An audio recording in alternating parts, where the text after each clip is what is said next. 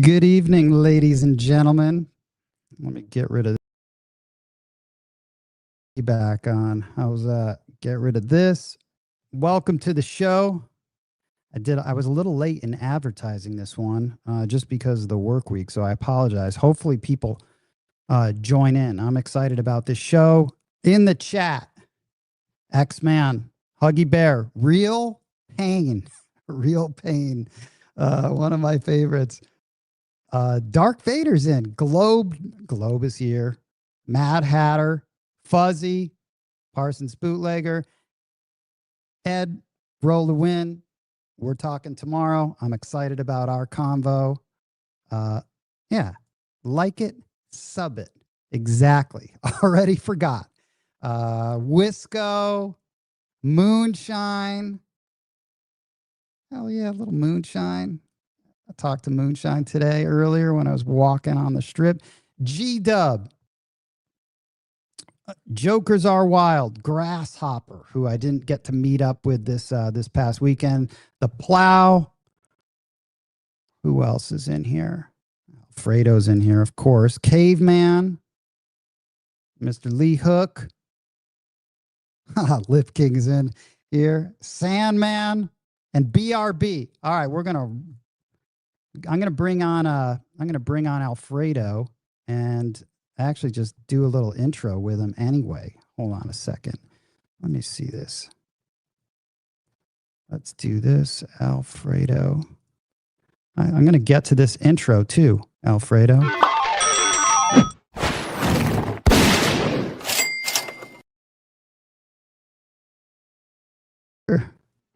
Alfredo, can you hear me? How's it going? Yeah, we're on, dude. Can you hear me? All right, good. Loud and clear. Okay, good. Alfredo, I just got to give a couple shout outs before we get into this convo. And shout out to two guys that were in town that I got to play with. These two guys, Juan and T-Bone, who are over at Red Rock. And I'm going to have a great convo with Ed tomorrow, which will air on Tuesday, about Red Rock. I had a very unexpected, great time there. It was just a really good time. That's Juan, and that's T-Bone and T-Bone. So after this is us late at night, it's got to be a 1, maybe something like that. T-Bone made me an official, I don't know if you can see this, an official 12th man from the, after I hit the all. I know I didn't hit the all, I hit the tall, but he whipped this out of his pocket. And so in honor of everyone, for I think the entire Seattle crew have now adopted me as an honorary 12th man. So thank you, T-Bone. That was a fun time. Alfredo, have you ever played at Red Rock? Yeah, Red Rock is a beautiful casino. Tough table. It seemed to be when it first opened to be a little bit more fair. It became a little bit more bouncy. I think in the last couple of years they've redone the felt a little bit, and it's a conundrum. I actually shot from straight out several times there. I had to go to straight out because stick left was just getting way too bouncy if you got close to the wall. Well, dude, so check this out, man. I had not been there, and I'm going to tell this whole story. So I'll just tell a little bit of it. I'm going to talk to Ed. I love station casinos. I don't play at a lot of them. I only go to Durango, really. So I went there, had no idea what to expect. I was under the impression the last time I was there and played there was COVID. Like they had the partitions up, and I got heat, and they were too tall. It was a completely different situation in the craps pit now. Tables were low. It was really nice bounce on there. It was cool, man. I had a great time. So I'm looking forward. Got a lot of stuff to talk to Ed about tomorrow. But anyway, so Alfredo from Texas Crap Shooters, dude, you and I, so a little intro on this conversation is really going to be, we barely know each other. Up until last week, we had literally talked to each other for like 10 seconds. Hey, how you doing? Right at Palms a long time ago. It was like grip and grin. Hey, how you doing? Nice to meet you. Good job. I think we played at the Palms once because you're good friends with Ben and Wisco and Fuzzy and a bunch of people that actually are pretty good friends with me.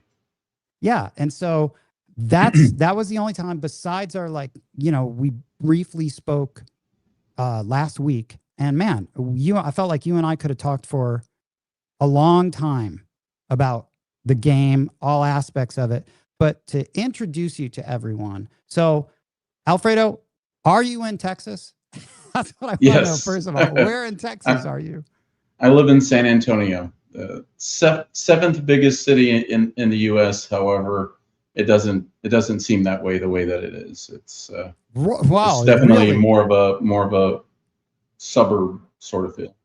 Yeah, shout out. Look at Ed says good to Alfredo. Haven't seen him since we played a few years ago in Biloxi. And then Hookem. What's up, Hookem? Hello, fellow Texan from Amarillo. Dude, I have not been to San Antonio in so long. I was there with another band when I was on tour, and the reason why I remember San Antonio, they got all their shit stolen when they were sleeping. Their entire Oh, U-Haul wow. was stolen. So that's what I remember from San Antonio, though. I was rooting for the Spurs this year. Yeah. I guess the biggest thing about San Antonio is we're only about an hour and a half from Austin, so it's pretty close. Houston's about 3.5 hours away, so that's not too bad. And then Dallas it's a bit of a drive. That one's more like 4 hours or so. Yeah. San Antonio is the home of Clear Channel Outdoor. Actually, it's a vendor of mine. It's where they started. So they sort of dominate that city with billboards and stuff. But besides the Spurs and are you a basketball fan? Were you rooting for them? That must have been pretty exciting. I mean, I'm a Laker fan, so I was originally born Really? Really? in California, in Glendale, California, Oh and shit, man! sort of Dude, suburb of Los Angeles. how'd you end up in Texas? I moved with a job here probably about 17 years ago, medical device sales, and ultimately moved into sales for more industrial products that I do now. But yeah, it was a great move. Texas is probably more my style than California. Yeah. But, to each their own. Yeah. It's like Yeah. California, they vote to tax themselves more. Just Yeah. like you can't ratify tax increases unless it's voted upon, and it's just crazy. Fuzzy says he's a Dolphin fan. That explains a lot. Are you a Yeah, Dolphin fan? yeah. There's a hat there. It's Dan Marino growing up. So being in Los Angeles, Okay, the let me just Raiders. say. So I went to the last Raider game in the Coliseum, Oh, you and did? That's a good. it was a playoff match, Denver, with John Elway in there, and they're singing John Elway goodbye. But you have people just chucking beers in people's faces that are from Denver, punching them in the face with their kids there, and it's just like that's good. Wholesome family fun. Yeah, so I was like, I don't really relate to that, and I was a big Dan Marino fan back in the day. So and he was still playing, so I just sort of attached to the Dolphins. Craps Master, my nemesis is a Packer fan. He's in here forever. We're forever tied Packer fan from the NFC North. But Fuzzy says, yeah, it's tough to be a Dolphin fan. Interesting fact about Marino, though, right? He's like Fran Tarkenton, great QBs, and they never won the big game. I think Marino never won the big game. He got right? to the championship once. His big nemesis probably was more the Buffalo Bills. Jim Kelly knocking him out every time. But they made it one time. I don't know if they. They made it when he was like a lot younger. Yeah. They all think they're going to go back, and then they never go back. Yeah, the Dolphins are just like a joke. They've become a joke since then. They are. I'm not claiming that they're not. But so definitely been to a ton of Spurs games, and I root for them when they're not playing the Lakers. So. Yeah, that's cool. That's cool. All right, so Alfredo, I've got some pictures of your very first. Like, these are the pictures that I love. You sent me like 800 pictures, and I picked out the ones. For pictures. I'm sorry. I know, but I like stuff like this. This is cheers. The stuff that. No, cheers, man. What are you drinking? Woodford. Oh, nice, dude. Nice, man. I've got Manuka honey. It's like almost like pharmaceutical grade. It's supposed to be really good for you. But check this out, people. This is the type of shit I love. Alfredo. That's a very crude setup. This is very great, portable, man. Dude, this is awesome. You've got cardboard boxes as your backstop. And so is this your very first setup? I had setups very, very much like this, just putting, a little bit of a backboard before it actually migrated to actually having a back wall with an actual bumper. And I had, take step around something like this and toss for quite a while. Dude, this is so cool. Like, we've all had to improvise in the very beginning, and this is so classic. This is such a good idea, man. You've got cardboard boxes there. I didn't even have a stick. I had a Swiffer. I was wondering what that was, but I figured it was. Hey, you pulled the dice back. Yeah, that's great, man. So when was this? When did you start? So Couple questions here. So I've been playing craps for better part of 23 years. Oh man, that's a long time. Originally started as a blackjack player. Yeah. And you'd hear people roaring over at the crap table all the time. And so I eventually it piques your interest. I played almost exclusively for probably 15 years over at the Orleans in Las Vegas. And so we would go up there and I'd play there. I was one of they'd always get pissed at me because I'd get invited to the blackjack tournaments. They're big blackjack tournaments, but I wouldn't show. And locals are like, I'm playing every day and you're inviting this guy. And so I ultimately played with some Hawaiians the first time. Didn't even know what I was doing. I was just like trying to copy other people's bets. And we got on a big roll that one guy had who was to my left. So I didn't shoot well the first time around. And I start betting on him and I'm not making a lot of money. He's like, why are you not making, like, you need to actually copy my bets and not just same bet, because I was just same betting the entire time. So the next time around, I copied his bets and then I shot really well. And I'm just copying his bets and I go on a big roll and then he goes on a big roll right after it.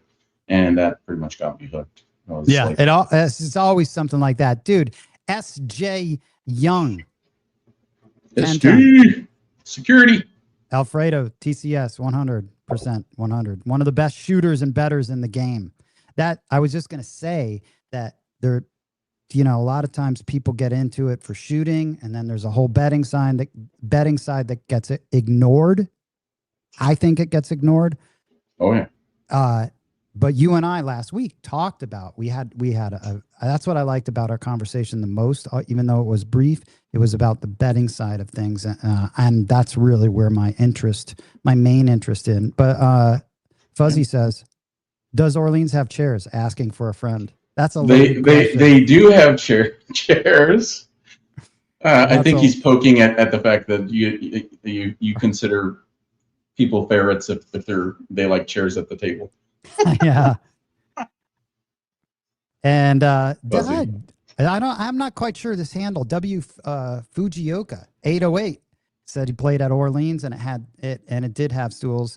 It's funny. I was walking through Caesars the other night, and there was a big guy. He was straight out, and he was playing the don'ts, and he was sitting on a chair, which I thought was like, I never see chairs at Caesars. And I was surprised that they were letting him do that. But anyway, so looking at this picture though, dude, I've got this same felt, this same little mini felt. Did you get that on Amazon? I had the same thing at some point that I used, that I put up on my island in my kitchen. And I had all these masking tape, almost like grids on it, that I would put on this connected to this and this connected to this, almost like one of those serial killer maps that you have with the yarn, that you see in movies. That's what I did with something like that. That's cool. I'm just goes to show you can set up anywhere, doesn't matter. You don't need a table. You can figure it out. Shout out Jobless DGen, just got in here. So Alfredo, so after that, you were coming up to Orleans. When did you really get into it? Was it after that did you just focus on I'd say it didn't, else? even the beginning years probably wasn't super serious. So I wasn't going quite as much. About 18 years ago, I started playing a little bit more seriously, but it would still be maybe once a month trips up there. Oh, that's legit, dude. Once a month is legit. Oh, yeah. And traveled there a lot, but that was back, I lived in California, so I started driving up there quite a bit, and it was easy. When I was playing blackjack, I was probably going there way more than that and way too much. So I was making money doing it. So that's a nice thing about LA is that, if you time that drive right, it's 4.5 hours here, and then back it's right around. It's not too bad. No, it's not. And that's when it was easy to make the trip because you could time it, especially when you're driving. The trick from LA is figuring out when to leave and when to go back, and you can pretty much bypass all of the hellscape of LA traffic. Yeah, I think the big thing, like, when did I get more sort of fanatical, start doing a little bit more social media, was right around COVID time. There was a lot of people that started doing stuff with craps, and it's like they're telling people the wrong thing. They're saying martingales are good. They're saying this and that. And trust me, like, as much as it could be a strategy if you're at a place that allows for a high enough top end, it's one that will kill bankrolls overall at some point. And okay, then, Alfredo, before you get into any of this details, I want to go through, like, so at COVID, you started a channel, because let me clear this up, because I knew at one point you were on YouTube.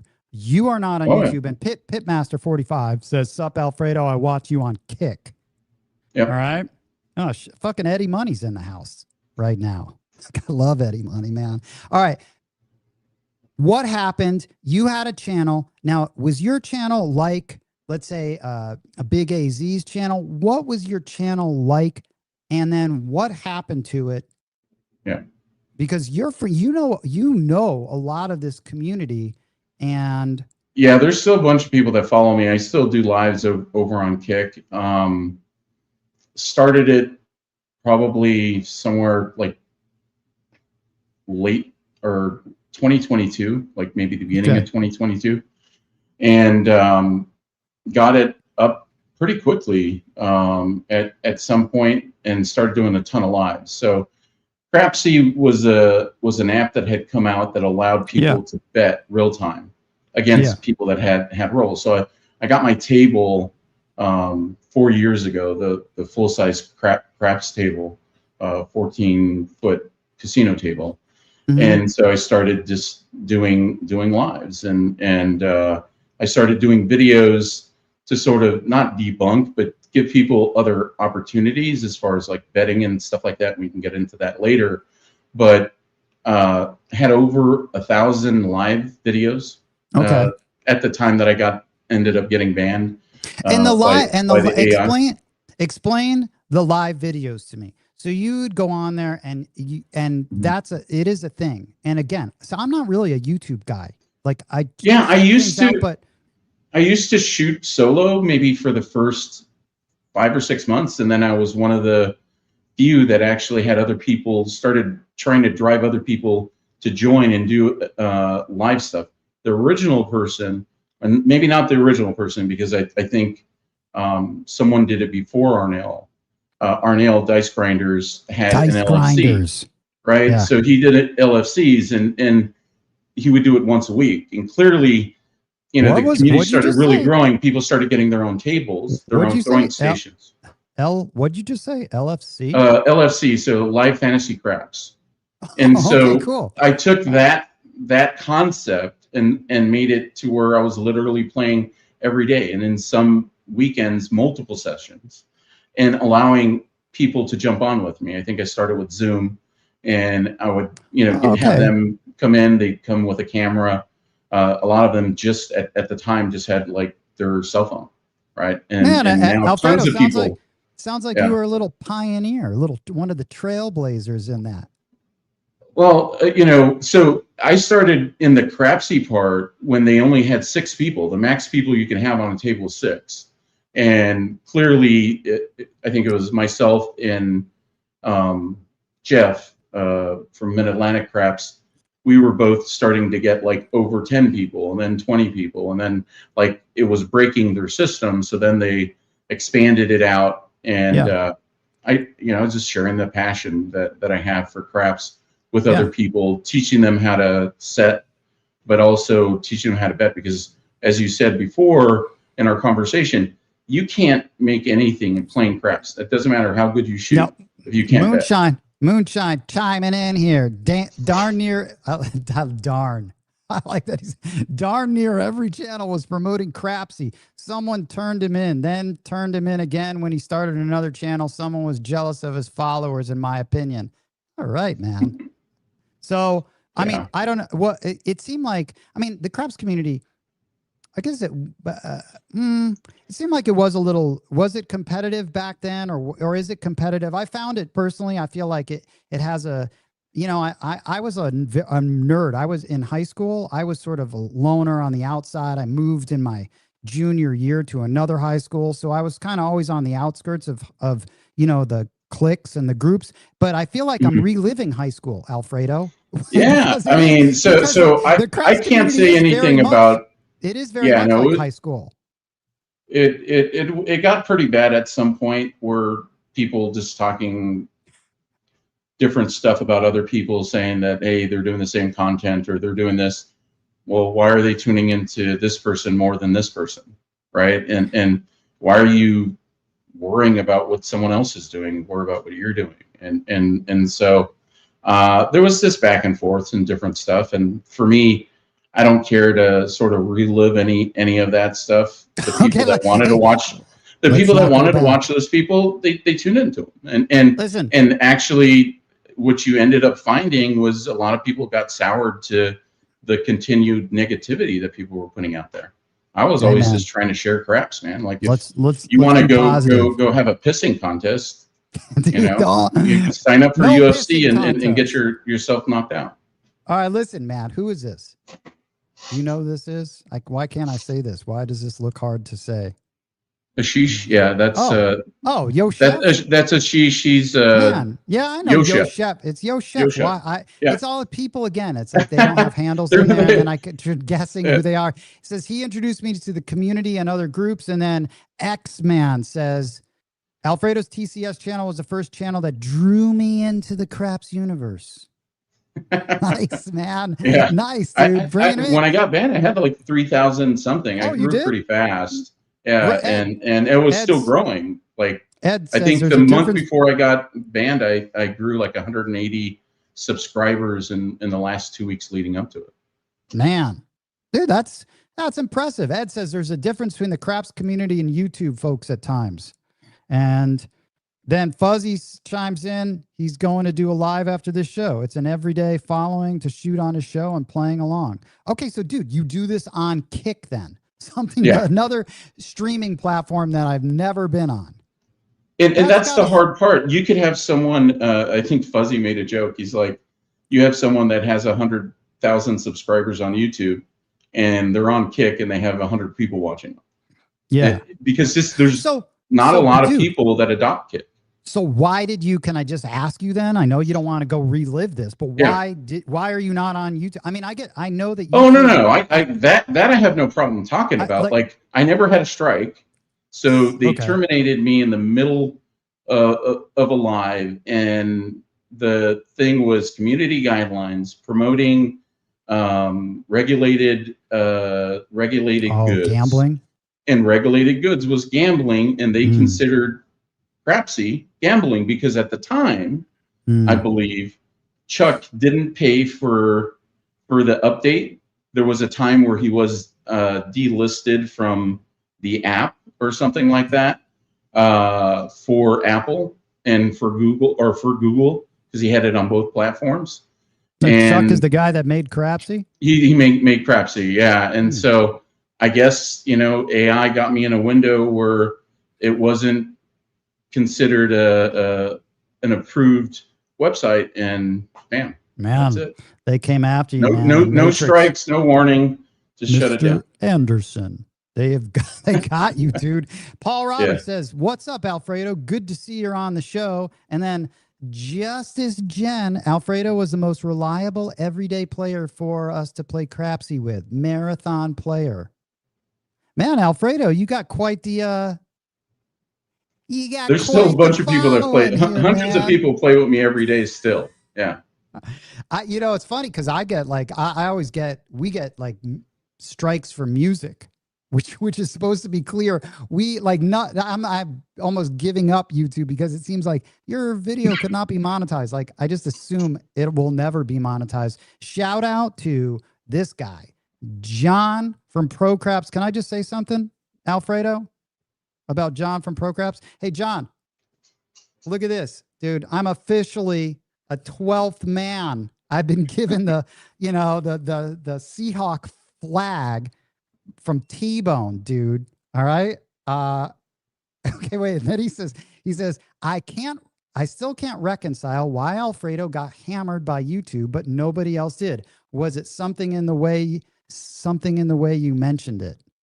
You know what, Alfredo, dude. I know when Steve will do it, right? He got banned, and the reason they gave that he banned, he had a gambling site, but he was actually gambling, right? Like Crapsy's not gambling at all. It's a simulation site, and there's no money exchanged. But the reason he got banned is he shared the entire screen, which included the URL in the browser. And I guess there's something against that, and I believe I did do that, but I didn't know. Like there's no tutorial on what to do and not to do. Alfredo, I can't, because of casino tiers, because casino's in the name, I can't even like take an ad out on Google because it's got casino in the name. It's like I kind of screwed myself. But dude, I want to, before I forget, Alfredo, I gotta bring something up for John from Pro Craps that's watching this, and maybe the Full of Chips guys. I don't know. Do you listen to, I watch John's show. It's one of the only shows that I really kind of regularly watch. John, we had a meetup over in the Pac Northwest when he had Color Up. Nice. Myself, Corey came out, and quite a few other people in the community outside of there. Justice Gen. We actually shared a house, Justice Gen, for the weekend when we were up there. Nice, man. Getting around, man, doing the travels. But I wanted to give a shout out to John and the Full of Chips guys, because this week, I really enjoyed both of their shows this week, because I don't know what it was. John started swearing. I actually enjoyed that when he started swearing, because I was like, oh, John swore. Like, I swear all the time. My mother would be so disappointed in me. If she's looking down right now from the skies above, she would just be shaking her head, because I just can't help myself. I swear all the time. But John, you said something about like why people follow people or whatever. You have Ed, right? He's very genuine. You have John, very genuine. The emotion is real, and he takes you through it. If you follow him previously, you know the frustration and whatnot. And I think that's what I think folks out in YouTube and other platforms are following. They're following folks that they feel are authentic and can add something to them or relate to what they've been through. I enjoyed the passion, because John had to get this. Like, obviously I enjoyed it because he was swearing, and it really like had to get this off of his, his chest. And then also the guys, Old Bay Craps and Dice Degen. I listened to the show today. I was cracking up because they were swearing, because they were so like, they were passionate about whatever they were talking about, which was funny to me. So, anyway, guys, you should watch those shows. I enjoyed it. I always enjoy when people are passionate about whatever they're doing. You can tell. Like you said, you can tell. Alfredo, couple things in the chat. Birdies and Aces love watching Alfredo's show. Okay. Huggy Bear, shout out. Glad to hear Alfredo is on Kick. Wondered where he went to. Now you know, dude. He's there. Pitmaster, Alfredo got a badass fast grip. T-Sizzle. Yeah, I got started with this community with Alfredo, TCS, and Big AZ. Shout out. H. Young. Good evening, 10 Ton. Hey, Alfredo. Miss you, buddy. I don't know who this is because I don't know them. Hazel. That's Hazel Young. That's SJ's wife. Oh, okay. Let me see a couple more. A little Justice Gen wore my Casino t-shirt, and Huang Ba from Palm said hi to Fran. Also got a dealer at Paris who loves Fran. Yeah, that story checks out. Let's see. John. All right. I knew he was going to chime in. I can tell you this. Getting the Nexus app out has been an absolute nightmare for these same reasons. They lump us into the whole social casino thing, even though no money changes hands. It's PETA, pain in the ass, right? I've never heard that, but I just figured it out. Alfredo was fun in the PNW. We had so many great stories from just a few days of play. Yeah, dude, the social casinos, I had some, they've approached me to do some advertising, and I'm talking massive advertising, like 600 to $1 million like monthly budgets, and they can't get approved because of all the regulations. They wanted to like cover all of, and even Canada, like all of Quebec, all of Ontario. And funny thing, there's a social casino that I came up with a whole plan for every market in Texas, Alfredo. And it was a massive campaign. It's all, and then the regulations go 1 minute they're approved, 1 minute they're not. And there's a lot of loopholes, but those social casinos make so much more money.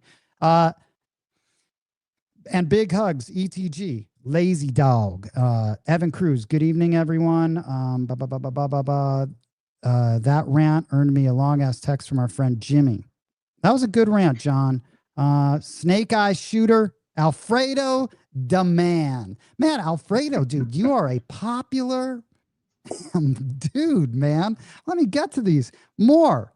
Mike Rolacek. Alfredo, thank you for being so welcoming to absolutely everyone. And then, yeah, Real Pain. What is Kick and how the heck do I get the damn thing? Alfredo, what's Kick?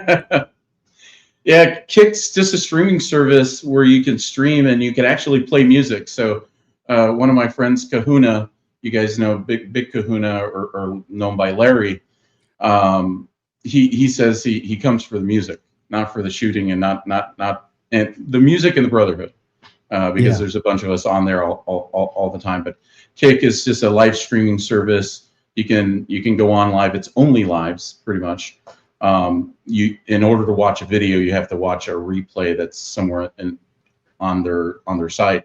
You have to actually create an account, so you can't just go there as a anonymous user. You have to create an account, and then you have to search for people, and that's where it's hard because Fuzzy ended up finding ladies in hot tubs instead of me. Originally, he's like, "You need to send me the link or something." I'm like, "Are you logged in?" So his first subscriber was subscribing to hot tubs. Ladies in hot tubs, or a bunch of guys playing craps. Yeah.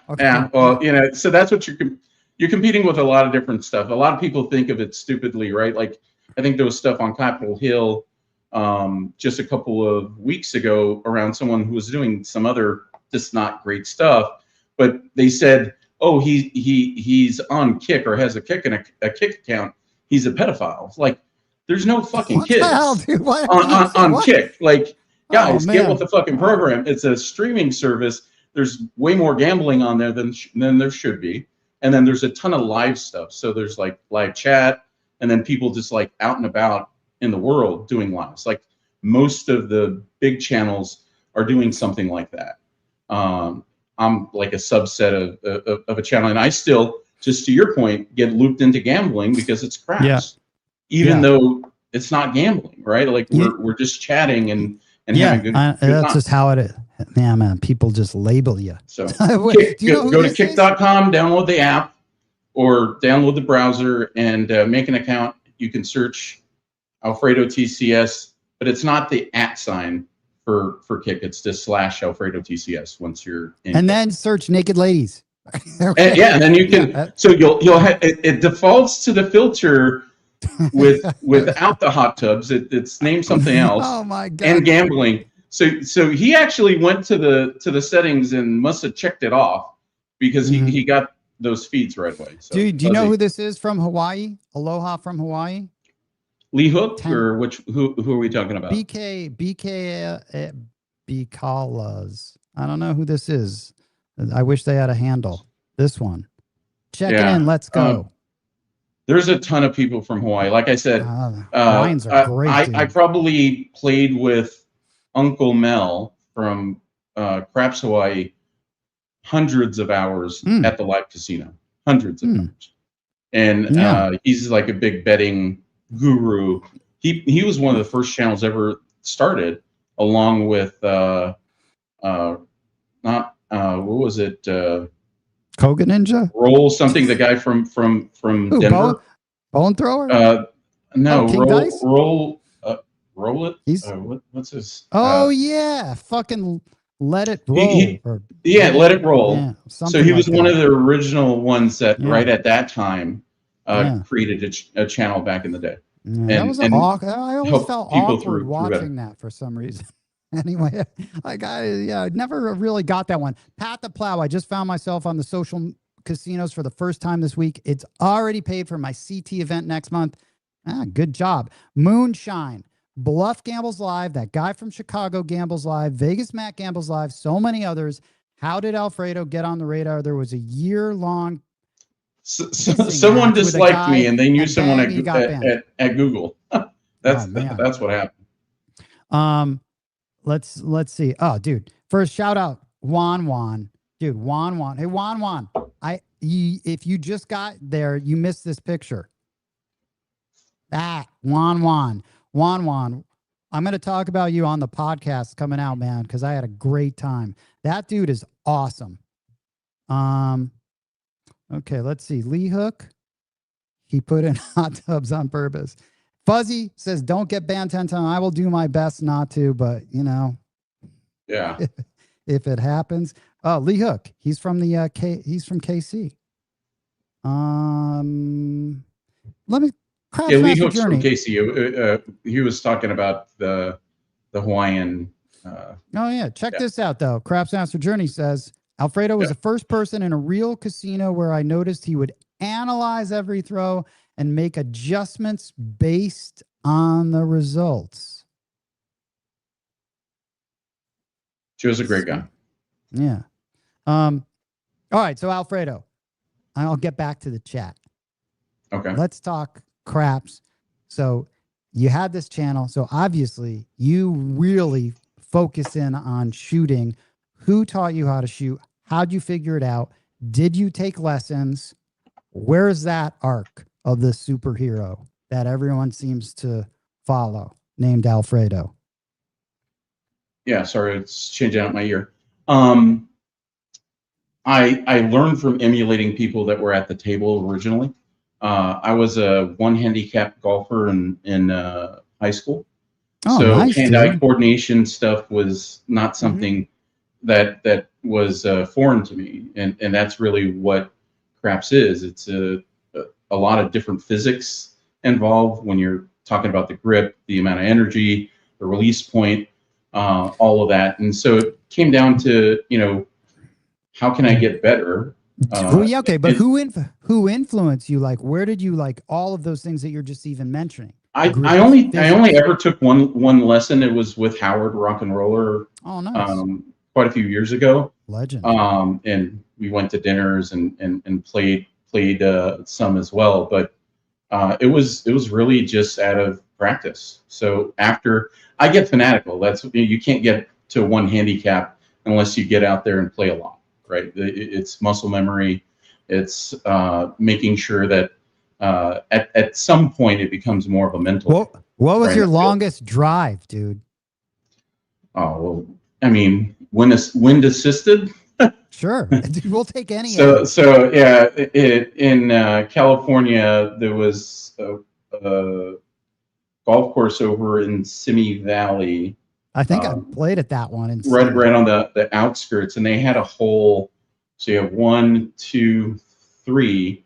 It was the third hole, and I drove the hole, and the hole was 368 yards. Oh man, dude, those are daily. Those are daily drives, man. But that was like I think I had the biggest Big Bertha at the time, and I would just hit monstrous drives really, really, really high. That's awesome, isn't it?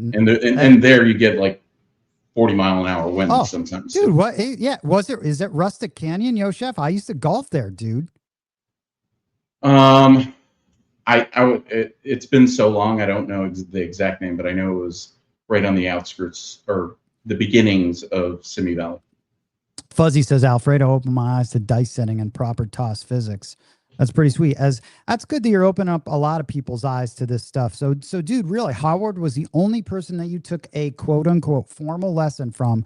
But did you watch other YouTube channels? And because everyone does that. YouTube was pretty new. I don't think there was anyone really shooting on YouTube by the time I got a full-size table and whatever. And I had already been playing. I just wasn't playing as much, right? I was going maybe once a quarter or something like that, and then I started going every single month. Right? This is your full-size table. Yeah, it's a 14-foot casino table. Man, dude, you got a 14-foot table? Yeah, What in my the living hell, room. dude? What the I appreciate that. In the living yeah. room. But 14 foot, I think you're the first person I know that actually has a 14-foot table. Yeah. Yeah, no, Where'd you again, get it? like I said, I get into a hobby, then I get a little fanatical. Where'd you get it? It was available on, I believe, Facebook Marketplace. I mean, was And it from a it was casino? it was from a Indian casino, yeah. Oh, sweet, dude. What does that say up there? It Chichara? says Chichara Casino. Is that a real casino or a name that's made up for something that has to do with women? What is this? Is that a real casino? I don't know. I don't know if it was a real casino, but I know that this that's is a still- real table. The base of the table is the birch wood, and it's about 850 to 1,000 pounds. Man, I know these things are heavy. Monsters. Yeah. Yeah. Must have taken at least 4 guys, at least minimum, to carry this in, right? Yep. At least. And then you reassemble the supports. Yeah. Yep. Yeah, that's cool, man. Screwed up all of my rails on underneath. I need to get that redone. 14 foot, Jesus. Now this obviously was before this is like this. Yeah, this was okay. I don't want to just shoot into an Amazon box, right? Like, let me shoot into something that actually has a back wall, and I created a collapsible wall that gave me that same sort of. I like this, dude. I love these. These are my favorite pictures, man.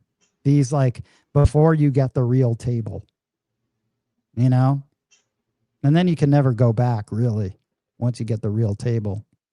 Yeah. Oh, dude, wow.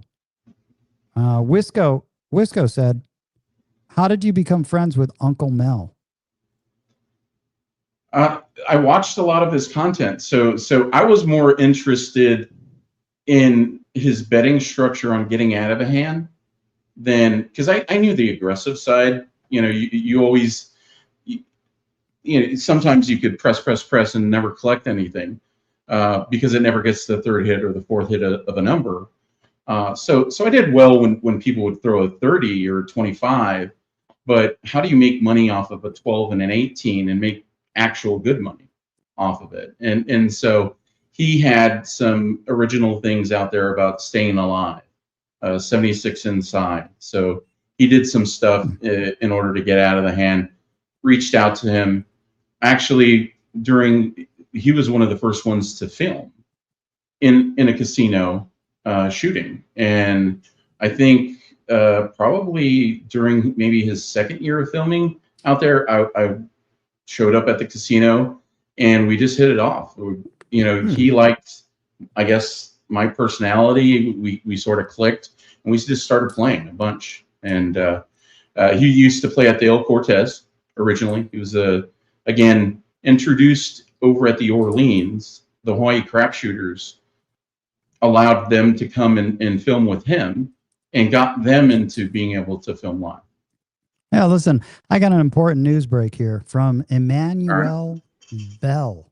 He says ChatGPT says chichara is translated to cicada or buzzer / alarm, varies by the region. That's pretty sweet. I like that someone did the research that I couldn't break away from because I am curious about that stuff. But thank you. Yeah. Oh my God. Listen, Alfredo, more props to Alfredo. I've met so many people in the craps community because of shooting and traveling with Alfredo, dude. Sling chiming in. Alfredo is next level. He amazed me when he read other people's roles and sets and bet into them. It was amazing to watch. Dude. Yeah, I mean, you're there. So there's a benefit of charting. Some people literally have to handwrite it, right? And so what he's talking about is being able to physically see that. I have like semi-photographic memory, so I don't always have to chart in order to know that 10 ton the last time around was pounding the nines and he was also hitting hardways. And so I'm going to take advantage of that the next time around and bet into that so that I can get out of the hand faster. Dude, so all right, Alfredo. Listen, dude, first of all, I like this piece of paper with the charting thing. I love shit like that. But I want to Yeah, talk to you about what you just said. And after this came up in our conversation, yeah, I feel like photographic memory or not, I just think you should have a good memory. It helps having a good memory. But what does that mean at a craps table? I'm constantly watching people's rolls. And I can tell you what this person threw, what was the dominant number coming around, how many rolls. I think you should almost get in the habit of doing that. And yeah. whether it's a photographic memory or not, it's just a memory. And I think it behooves you as a player and as a bettor to be doing that, especially if you're going to be betting on these other people. But if it's a shooter or someone that we know that we're going to meet up with or we're there, I'm going to pay attention to them. And I'm definitely going to know, yeah, he threw 3 threes and like a 10 and never hit this, or I'm going to know that stuff. Like you said, you should be paying attention. Paying attention is such an underrated, it's not even a talent. It's just what you should be doing, process that you should be doing at the table when you're there. You need to be paying attention to what these guys that you're going to be betting on are shooting, all of it. I think it amazes me that people can't tell you, hey, tell me what this guy threw. Tell me what this guy threw. You should be able to do that if you're really going to take the game to the next level. And that means, I mean, you just got to pay attention. It's not that hard. I'll give you an example. It's like being an investigator and you walk into a room, there's one person there, right? And that's the person you're watching. And then you leave the room and someone asks you, well, what color shoes did that person have, right? If you're an investigator, you're probably taking note of all those different things mentally, because that's a very important thing. But people can see a car crash and you can have 3 or 4 different stories. There's one story to be told over at the craps table, and you need to attune to what it is that's happening. The reason why most people lose is they don't adjust, because there is no one strategy that works, right? They try, oh, well, I'm going to do 110 inside. I'm going to do 66 inside, right? Well, if 4s and 10s are hitting and you don't make that adjustment, you're going to continue to lose. You need to make an adjustment to the strategy by having multiple strategies within your repertoire in order to get to what it is that the table's allowing. And if the table's only allowing, like you said, right, horns, well, bet the fucking horn. Why are you not betting the horn? Sorry for the cursing. No, they're welcome on this channel. Okay. All right. The only one that's really going to be bummed is my mom. Okay. Alfredo, you just opened up a bunch of doors that I could go down, which is about strategies. But let me tell you, I think strategies, to be nitpicky, I think systems go into strategies. Strategy is your overall approach to the session.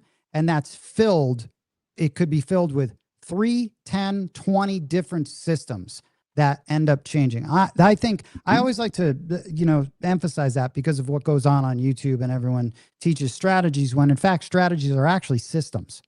They're not strategies. The stuff that everyone plays, which is very like input, output, you do this, that's a system that fits into a strategy. Like my 10-ton 2-hit takedown and my triangle. Those are systems that fit into an overarching strategy. Yeah. It's just good to know that, because those words get tossed around almost interchangeable on YouTube, and it's a bummer. But let me say that. Hold on a second. I know you did tell me to remind you about something that we had talked about, right? And I know. Dude, we're gonna get to it. We'll get there. It says watching a roll is one thing, but noticing the dice set and the result is totally different. I would agree on that, and I think you have to be more of an advanced player. I say start with just trying to remember what people shoot before once you start go into that world of like Ed and really practicing as a shooter, then you can start saying, oh, this guy's throwing a 5.665. I would expect him to get this. Let me see if it matches up to what I would expect when I throw it. It's not going to mean that it's going to, you have a baseline for what you'd expect. You should adjust accordingly. Caveman, tell your friends what your recent dominant numbers have been. I love that. I love that. Share information. Like you're betting on the same side in most cases. Yo chef, 10 ton. I like that. 10 ton. Are you selling your charting papers? Yes, they're being sold on the site. And by the way, Bump John was he is an amazing guy, teammate to go to the table with. And those are Bump John approved because we A-B'd these and R&D'd them, and they're great. Matt Hatter said, Ed likes the term trending. I'll ask him about that. Oh, well, so we created that a long time ago, right? And I think John from Procraps had a fucking conniption fit and had like 2 or 3 lives that said, that's not trending, when someone would hit like 3 or 4 5s in a row, right? And I'm like, but John, it was 3-2, 3-2, 3-2. Yes, that is a trend because it's not like they threw a 4-1, then a 3-2, then a 4-1. You know, the dice are having the same action also off the wall, not just the same combination. 59 Chevy says strategies are like belly buns. Innies and outies, right? Inside and outside. Oh my God. Exactly, dude. So Alfredo, okay. You mentioned something. You mentioned so many things, dude. I need to have a Nicorette, I think, right now, because you mentioned so many things. Dude, you mentioned something on how you make money, but like 10 to 12 rolls. Dude, that is like one of the best questions there exists, because that's where I focus on. I really focus on, if I can get into that zone, if I can figure out a way where I only worry about rolls up to then, because everything else is easy. It's like skiing downhill from the minute you get up to like double digits and 12, it should just be like everything is great. Bettors and players will make money off of an 8 roller if they've been paying attention. But it's not always easy, right? Like you have to make those adjustments. Like you said, if you're betting systems, you have to adjust the system to what it is that's happening. The thing that I love people that play the dark side because I like to knock them off, but I also respect the fact that they're not betting against me. They're betting that it's just not going to return, right? The thing that kills people that play those hybrids is that they don't pick a side. At some point, you need to either hybrid go light or hybrid stay dark and double down on dark and the odds on dark, or you're just going to lose right in the middle. Yeah, you might not lose a lot, but who's staying at a table just to play just for solely entertainment? If that is your goal, a hybrid might work because you're going to mitigate your loss, but you're never really going to win. Ever. And the goal for me is to win and get the hell out. Can I tell you what happened at Aria really quickly, since you mentioned a dark side player? So I was there late night, of course. It was awesome. Dude, so I was shooting, and I had a lot of money out. Like 1,200 is what an average bet for me when I'm playing solo. And a woman came up to the table. I could see her in the corner of my eye because I was getting ready to shoot, and she bought in. But the reason why Aria is such a class top tier joint is that Woody, who was the dealer, he knew that would have bothered me. Like, but when you've got dealers that know, okay, this person is doing something wrong that would bother the shooter, I knew that he knew, and he knew that I didn't mind that he was taking her money off to the side and not interrupting the roll. I appreciate that fact when they know that they can do something seamless and they do it behind you. Like, that's a thing. Now, interesting enough, after I shot, she ended up going down to the hook, the other side. It was weird. She bought in to my left and then ended up going down there for the next shooter, because there was only 3 shooters on the table. She bet don'ts on both of them. And then I was like thinking, oh man, I hope she fucking doesn't bet the don'ts on me. Right? Did she go down there to screw with me with this much money that she sees I'm betting? Yeah. She was in a Padres hat, by the way. She was in all Padres gear, and it was a woman. So then she didn't even put a bet out. Right? So anyway, I got done with my shot. I went and I went over there and I thanked her. I was like, I loved how you didn't bet the don'ts on me. I said, thank you. I thanked her. So it goes to show you I think she just knew, don't bet the don'ts on this guy, but she could bet him on the others. It was this weird sort of, you know what I mean? Two forces that were just like, we're not gonna. She felt the energy. Yeah, we're not gonna have a confrontation. And I acknowledge that. And so I don't dislike don't betters, but when you're a don't better like that is like aware, I appreciate that. I thought that was cool. Yeah, don't build pyramids, right? Fuzzy said most don't players, they'll clap, when someone hits the point. They'll go out over to the hook, and they know they can put their DCs there without being in the way, put it off to the side, give them a little runway to be able to shoot. And they're just betting aside, right? They're not betting against you. And that's great. But when someone starts, I was at a table one time over at the Orleans, and I walk up, and you could tell that the mood of the table is a little crazy.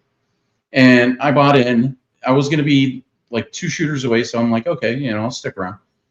But they're chanting. There's like a group of fraternity guys, and they're chanting as people are tossing 7, 7, 7, 7, and like they're all playing the don't, and the people are not. I'm like, good Lord, what is their problem?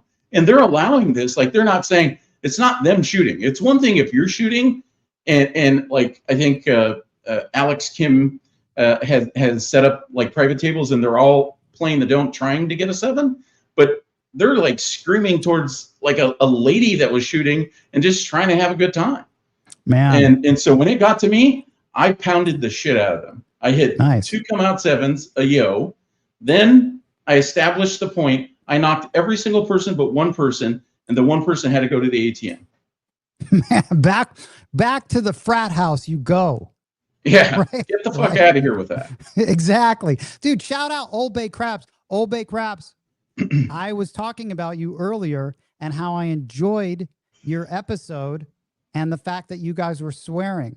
I loved it. I really did love that you guys got into talking about the psychology of what was going on, and you dove deep into what you're talking about. People should listen to that at the end. That was a good episode. That was a good episode.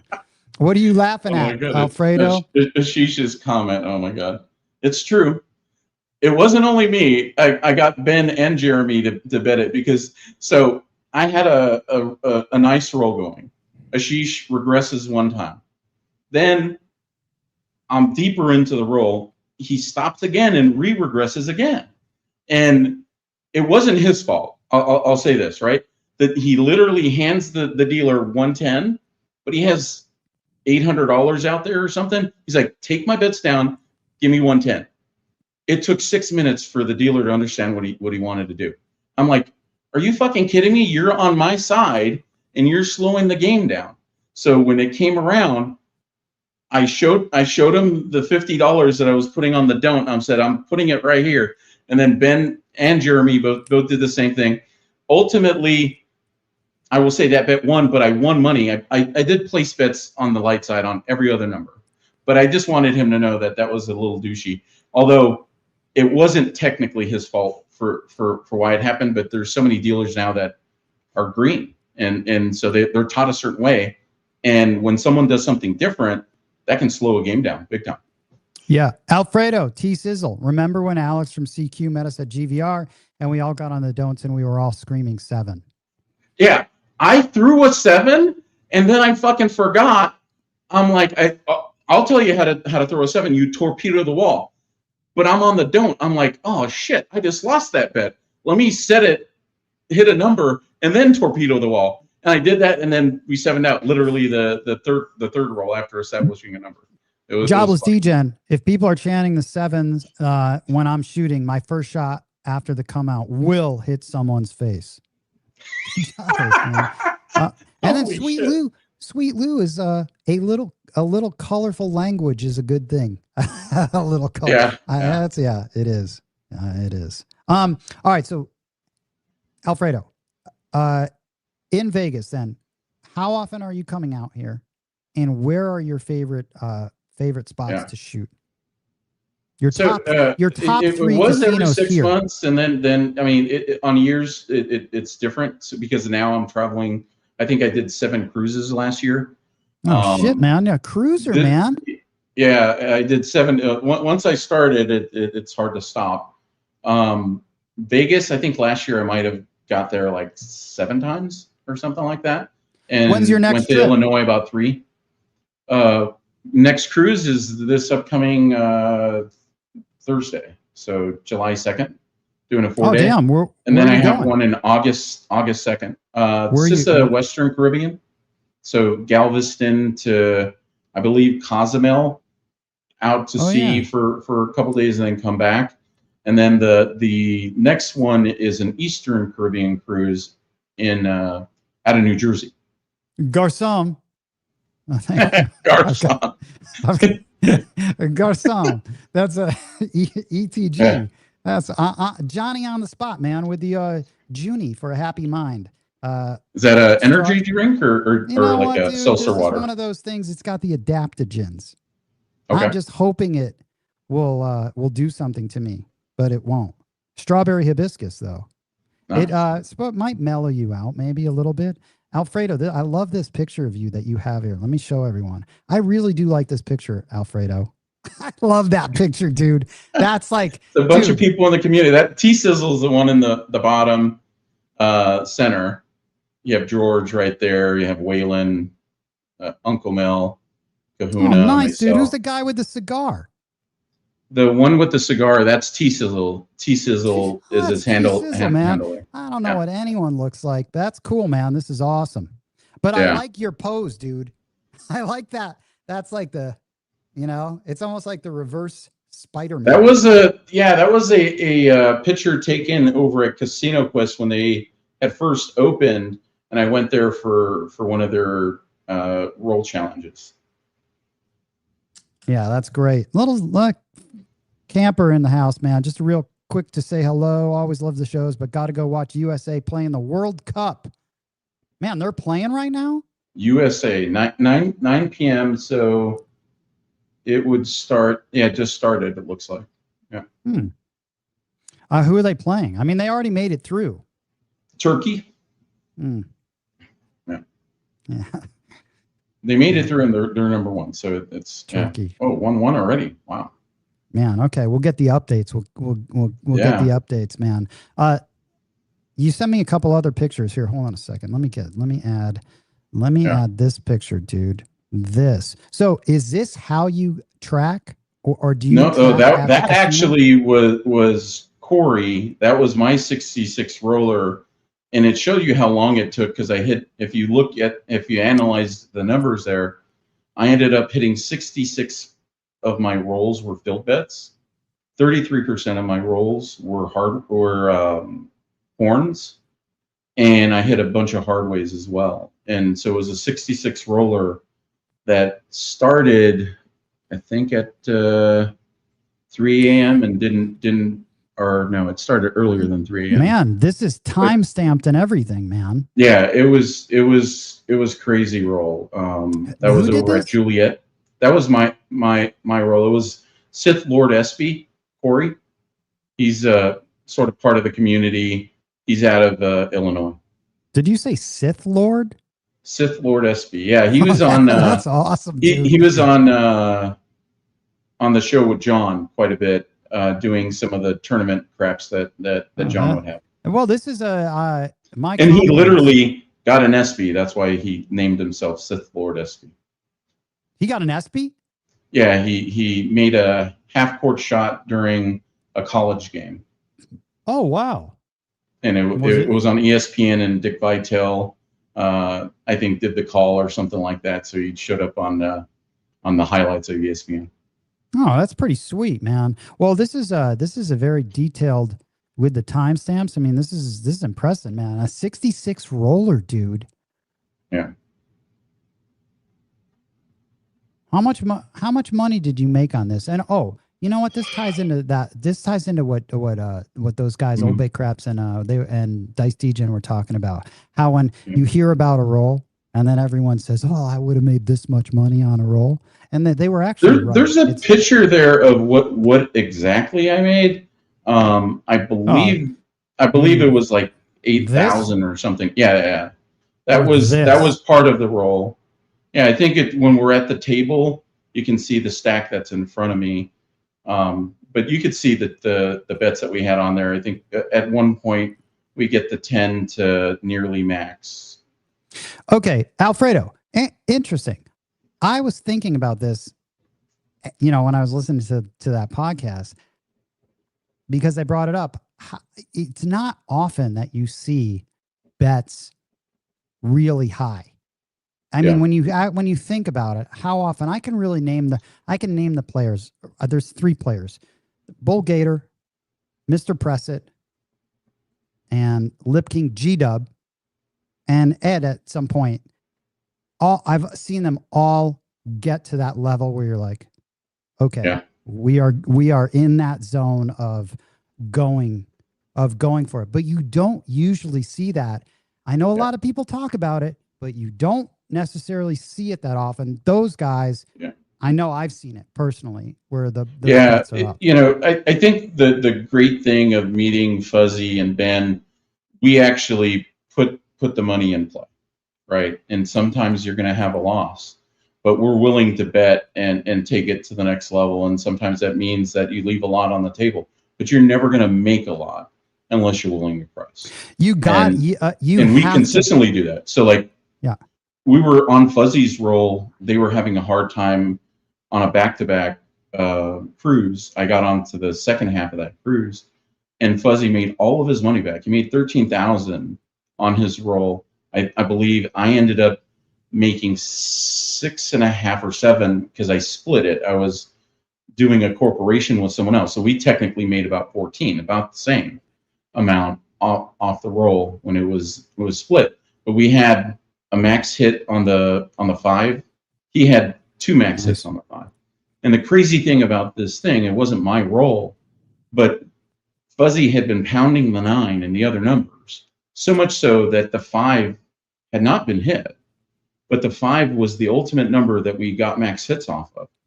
I ended up pressing the 5, so the first hit ever on the 5, it was already at 100 because everything else was already blackjack, right? And so I'm like, I can't not press here. He had 200 as a start and ended up getting an extra full collect at max hit, and the max hit was 1,000 because we were on a cruise ship. Yeah. Okay. That must be that's pretty sweet. Let me just get to the Lazy Dog question. Alfredo, picking a casino, Texas or Vegas, not location, but I want to play at because it wanted to be there right now. Well, if there was casinos here in Texas, Louisiana and Oklahoma would have serious issues, as well as probably New Mexico, because a lot of their casinos, people would want to come to Texas. Folks that haven't been to Texas would want to come and visit. And then you have tons of people. Texas is probably, outside of California, and maybe per capita Hawaii, the 3rd biggest state of degenerate gamblers. Yeah. And I don't mean that in a bad way. What I'm trying to say is like people that go and put it into play. When you poker or other games. So Alfredo, are you now? So am I hearing this right? Do you prefer playing in?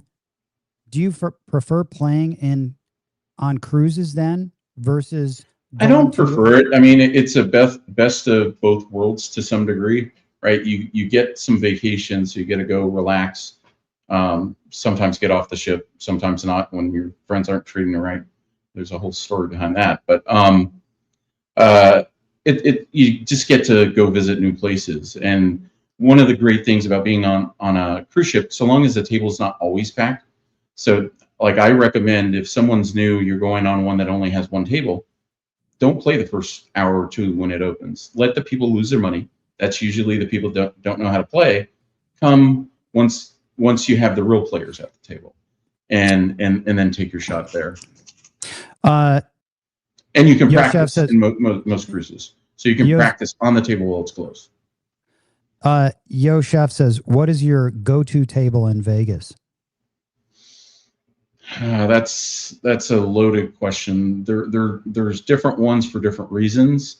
Bellagio, I think, is probably the most fair of the tables when you're looking for a hard surface. I can stay on a hardway set. Cromwell's probably pretty similar. Aria used to be. It's a little different now since it got refelted. But it's still a solid table. I actually like a table that people don't like, and it's the Golden Nugget. I found a shot that works for me, just shooting right down the line at the end of the field bet. And if you don't have chips there, so you can get a blocker, man, I hit ATSs there and its sides there all the time. Like Fuzzy can tell you, I said, hey, let's go over here. I like this place. Hit an ATS there. And then we went and filmed with Uncle Mel over at Santa Fe. I was the first shooter, and I hit an ATS to start off. And so in a matter of like 2.5 hours, hit two ATSs with back-to-back times that I shot. Yeah, Fuzzy says, for how bouncy the Orleans is, Alfredo has some big rolls on it. I've gotten used to it. When you play thousands of hours, or maybe that's but over the years, that's probably what I have put in there. I think you have to get used to, get used to it. And that's even my table at home. It's actually semi-bouncy. It's not a totally hard surface. Jobless Deacon says, Bellagio was refelting their tables when I was there 4 weeks ago. Has there been any change to the bounce? I have not played there. I don't play there that much because I actually don't like the crews there. Yeah. I think their crews are they just kind of bum me out, and I'm one of those. They just bum me out. I do like Durango. I like the Palms. I like Santa Fe. I used to like Palace, but Palace, you have to pick the right time there at Palace because down the line you don't want to be hitting chips. It seems to really impact the shot. You think? Yeah, dude. Do you play? People love playing pass lines. I don't get it. Right? Like if you're not shooting, why are you on the pass line? If they don't require it. For an ATS. Well, listen, do you play? What are your thoughts on the ATS? That's always a hot button topic. It's certainly a positive bet for me, and I'll always bet it on myself. Yeah, it's been a reason why I've had winning trips into losing trips. Sure. And because I'm betting it on everybody, and then when you cycle in protection of the bet and having to re-put it back up, and if it's not hit, like. A side needs to be hit feasibly every 10 rolls in order, and that includes times that you put it up in order for it to be a positive bet. The all needs to be hit. I would veer to say probably at least 1 out of every 25 in order for you to be positive in that bet. Unless you're betting differently, from person to person. So like if you're betting higher on yourself, but your frequency's higher, you can make that up, but it just depends on how you're playing it. Yeah, I vary that based on, that bet sizing changes too. Sometimes it's just as low as 10-10-10 on someone, and then that's it. And then but think about that, right? If sometimes you're there for 50 rolls at 10-10-10, and the alls never hit, and maybe you get a couple of sides. So let's say 3 sides are hit. That's 350 back 3 times. That's 950. Sure. What did you end up spending on it? You shoot 30 times 50. Oh man, I don't think that's not a positive bet.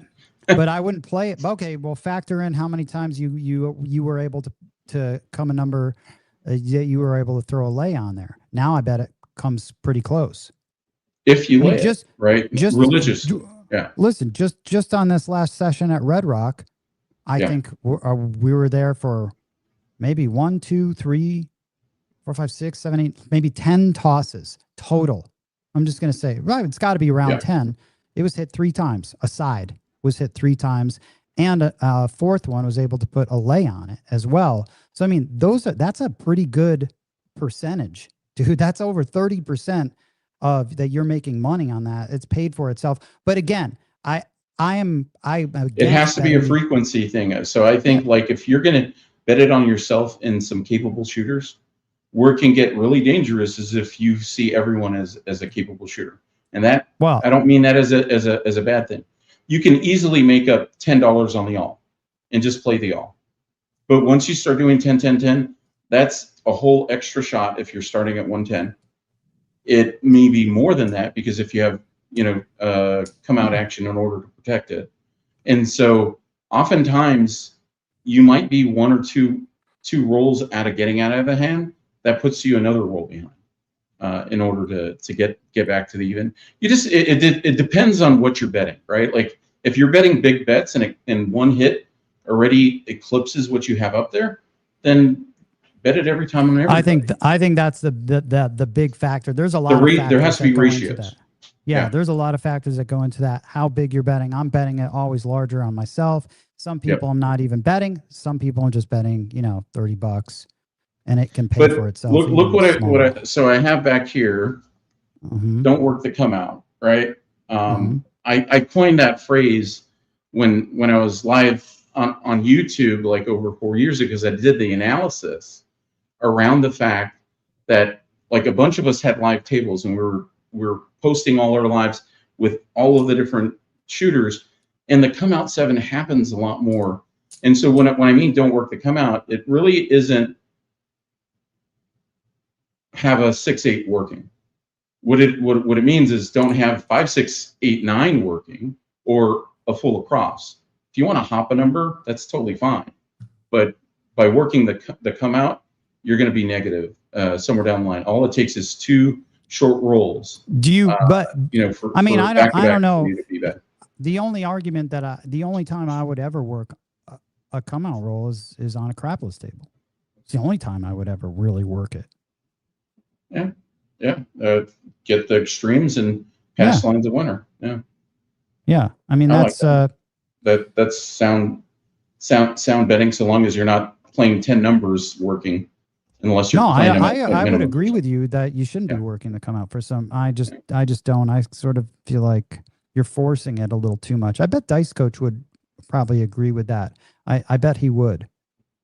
You are, almost forcing the action. I feel like it's always gone wrong when I've tried to work the come out, and get ATS that extra is a great thing.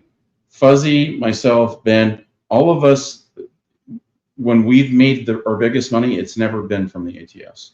It's been from someone going on some pound town number and getting multiple max hits, and you're getting paid more than what we would be willing to play the ATS. The most I'm typically going to play the ATS at is a quarter. And I'm not going to be doing that all the time, but I'll do 10, 15, 10 on pretty much anybody and everybody if I wanted to, if I'm up. Really, I will not do that on everyone. I'm picky. That's why I've had some wins turned into losses because I was up $4,000 and the last day I gave $5,000 back. Yeah. What are your? I mean, do you? I'd say like when you get into the random versus trusted shooters and who you're going to bet on. See, I can be at a table and not bet on people now, whereas I used to, I used to just plan on betting on everyone. Now I don't. I factor it in, whereas I'm actively trying to limit those to not even having those players on the table, so that I'm only so that everything is as efficient as possible, and you're with like a few, shooters where you feel comfortable at least betting something. The most dangerous table is a table filled with capable shooters. And the reason is explain. The reason is your filter goes away, right? You trust all of them, and all of them are capable in their own right at any given time. But when a table's bad sometimes, or dice are bad on that given day, no one's going to be a hero.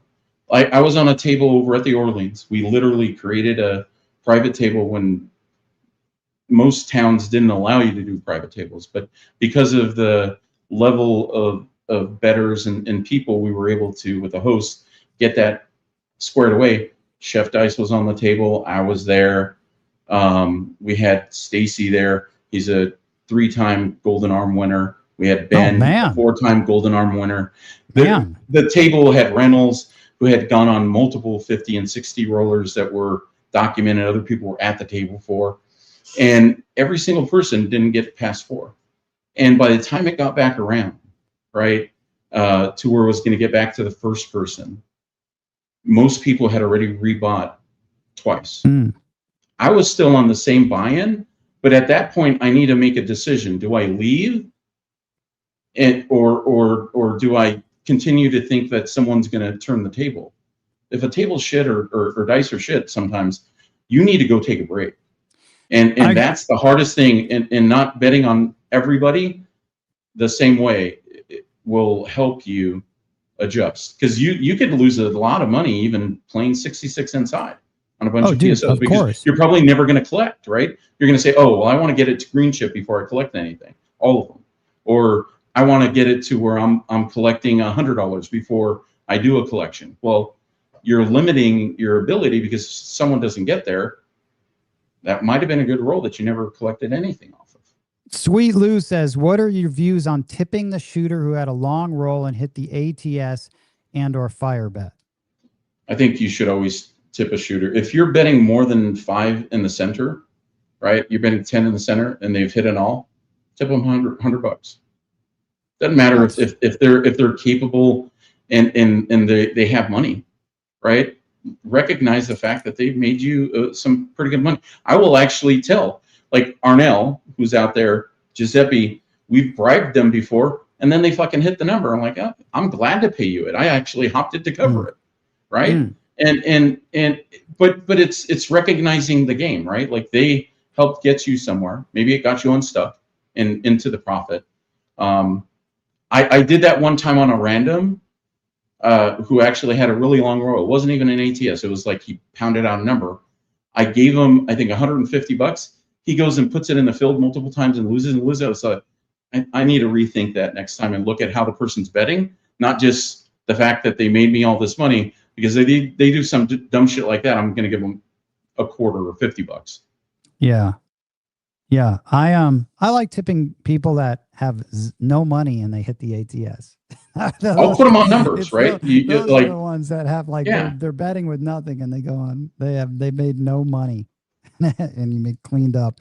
So, Alfredo, what are your, it seems, I already know we play differently in the time aspect of it. Whereas I feel like you're at a table for a long time. I'm not at tables for that long of a period of time. And it's also, that also factors in the amount of people that are actually on the table with me. But how long are your typical sessions? And what are you buying in with, if you just had to, my average buy-in is this? My average buy-in's probably 1,000, but I buy in for 1,500 or 2,000, or I'll buy in for 500 if things are going bad and I just want to give it a shot. If it's a $15 table, but if it's a $25 table, you can't buy in for less than 1,000, and even 1,000 is just not enough, right? Like on a $25 table, you're playing on a $25 table, should be buying in for 2,500 probably to give yourself a legitimate shot, but. Yeah, no, I don't short buy. I take cash. I never go to the ATM, or I should say, I haven't done the ATM for years. Yeah, and because you learn that lesson, just not to do it. If I'm gonna bring what I'm comfortable spending, it seems like it never ends up well when you go to the ATM. I've done it two times, and I remember where it was. One was at Mandalay Bay, and one was actually at Cromwell. And both was it playing craps or was it poker? Playing craps. Playing craps, because I wanted more, and it was like another $500. And I was playing a much different game, much different everything back then. But it never goes well when you're going to the ATM. That's one thing. And I know a guy that actually. A slot player that ends up going and goes to the ATM. I know a lot of guys that end up doing that. I think it's a really bad habit. It gets you in trouble. Globe asks, and Yo Chef asks, ATS or repeater bets, which do you prefer? And Alfredo, at what level are you playing the ATS? So two things: repeater versus ATS, and what level are you playing it?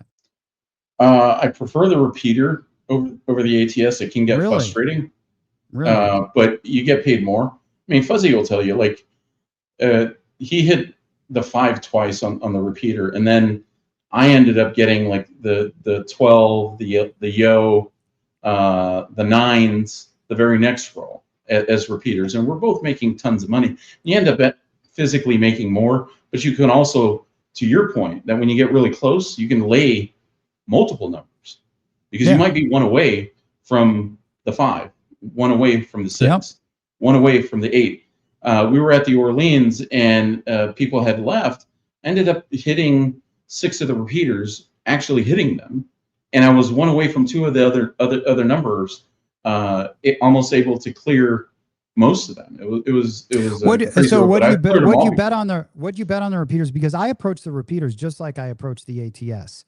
It's they're $5 initially, $5 initially on the specific number, and then if it hits, I'll go to 15.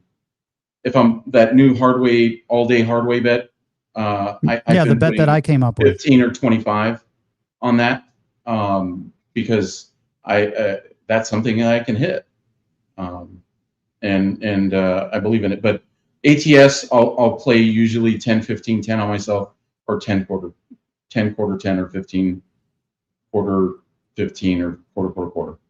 It just depends. Where is it at? Like, am I starting a roll? I might go quarter, because I'm not down, I'm not up, I'm willing to take the chance. If I'm deeper into the session and I'm down a little bit, I might start to clock it back. I don't like the fact that a few of the repeaters you see that are on, and they end up on crapless tables, which takes away an element of the game, which that element is nice.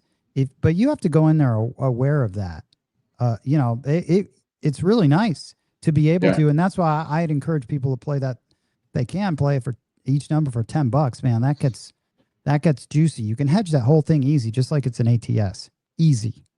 Yeah, fire bet all the time if I'm shooting, and sometimes even on everyone else. If have you ever hit it? Have you hit the 6.5? Oh yeah, I've hit this. Arnell and I both hit it together.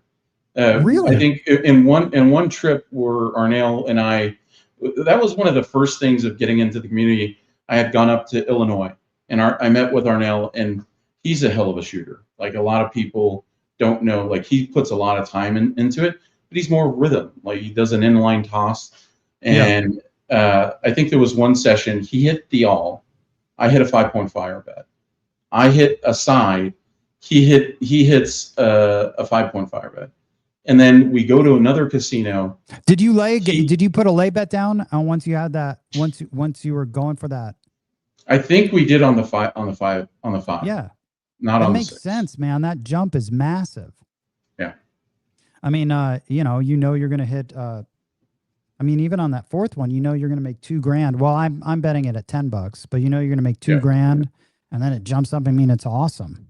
Yeah, I mean, those bets are nice, and again, you're going to still make your most money. That's going to be just an add-on.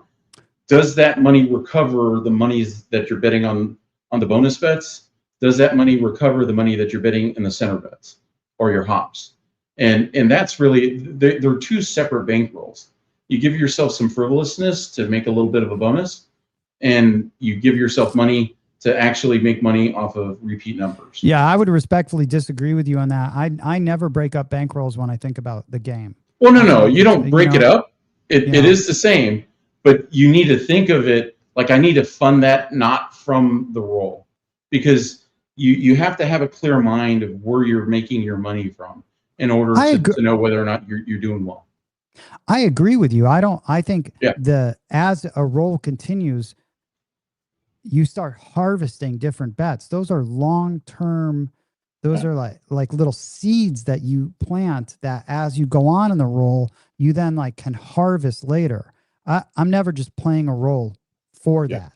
My cardinal sin, what I told you and you said to remind you about, is if all your bets are pretty high, you're deep into you start to get to substantial bets, you have to have a perpetual horn. you're Oh yeah, losing money every that's what single I asked roll about. if you're not betting a So, horn every single time. And then okay, you could bet so it smaller but and then parlay it, but for but you people that need to don't be on. understand that, explain. So you're in at what point define perpetual horn, which I'm assuming you're calling a perpetual horn at some point in a roll after it's gone on, and I'll ask you like what number that is or X amount. You Yeah, will if I have over always have a 400 on the horn bet. table on the place bets, I need to have a perpetual horn. I might even start with a C and E once I'm up to like 300 on the table, like 2C, 1E, and then parlay it. Because your worst enemy is having multiple blank hits. And the biggest area you can get multiple blank hits is multiple horns in a row. And that's your opportunity to make money, because that second hit is where you're going to accelerate because you parlayed it. Oh man, that second hit, that's a pog. Yeah, man. A lot of guys are shooting blanks sometimes, dude. So yeah, that might be the only place you make money. Yeah. So okay, but so your perpetual horn starts at like when you see that you've got like, so you're looking at the table, not necessarily the number of rolls, it's more what you have out on the felt. And Yep. that's your cue to say, okay, I need to now bring in and always have a horn bet so that I don't miss a roll. Yep. Or and if I start big, money on it. I have a horn to begin with, even if it's a $5 horn high ace deuce or yo, and I'm looking to either half parlay it. So like, if it pays 26, sure, take that to 16 or something like that, or full parlay it in order to get a substantial hit. Well, okay, so just to skip around again all over the place, like we're doing, do you have a necessary, because then we can have a whole episode. We can have 5 episodes on a come out game. Are you playing a specific? Oh yeah, I'm a big come out game action. Even though I say don't work the come out, I have world bet ace deuce typically is what I like the most. Okay. And sometimes I'll even hop the hard ways if someone's hitting hard ways or if I'm hitting hard ways. Yeah, I will definitely hop a hard, like a dominant hard way. Not all hard ways, but I will hop a dominant one that I feel someone has a propensity to throw, like in Mr. Pressett, who after you observe it, now he bets that. I mean, you should be betting that, or if I'm throwing from stick right, I'm always going to hop that hard 10 with this set from this stick position because I know. But so, okay, I like that, man. I like that. So here's another nugget. Reminds me of Ed's. Then it's very much. Here's another nugget for you though. Give me the nugget. And this was something that saved me a ton of money. I will tell you, like I've made more money off of this than anything else. Okay, whether it's bonuses or whatever.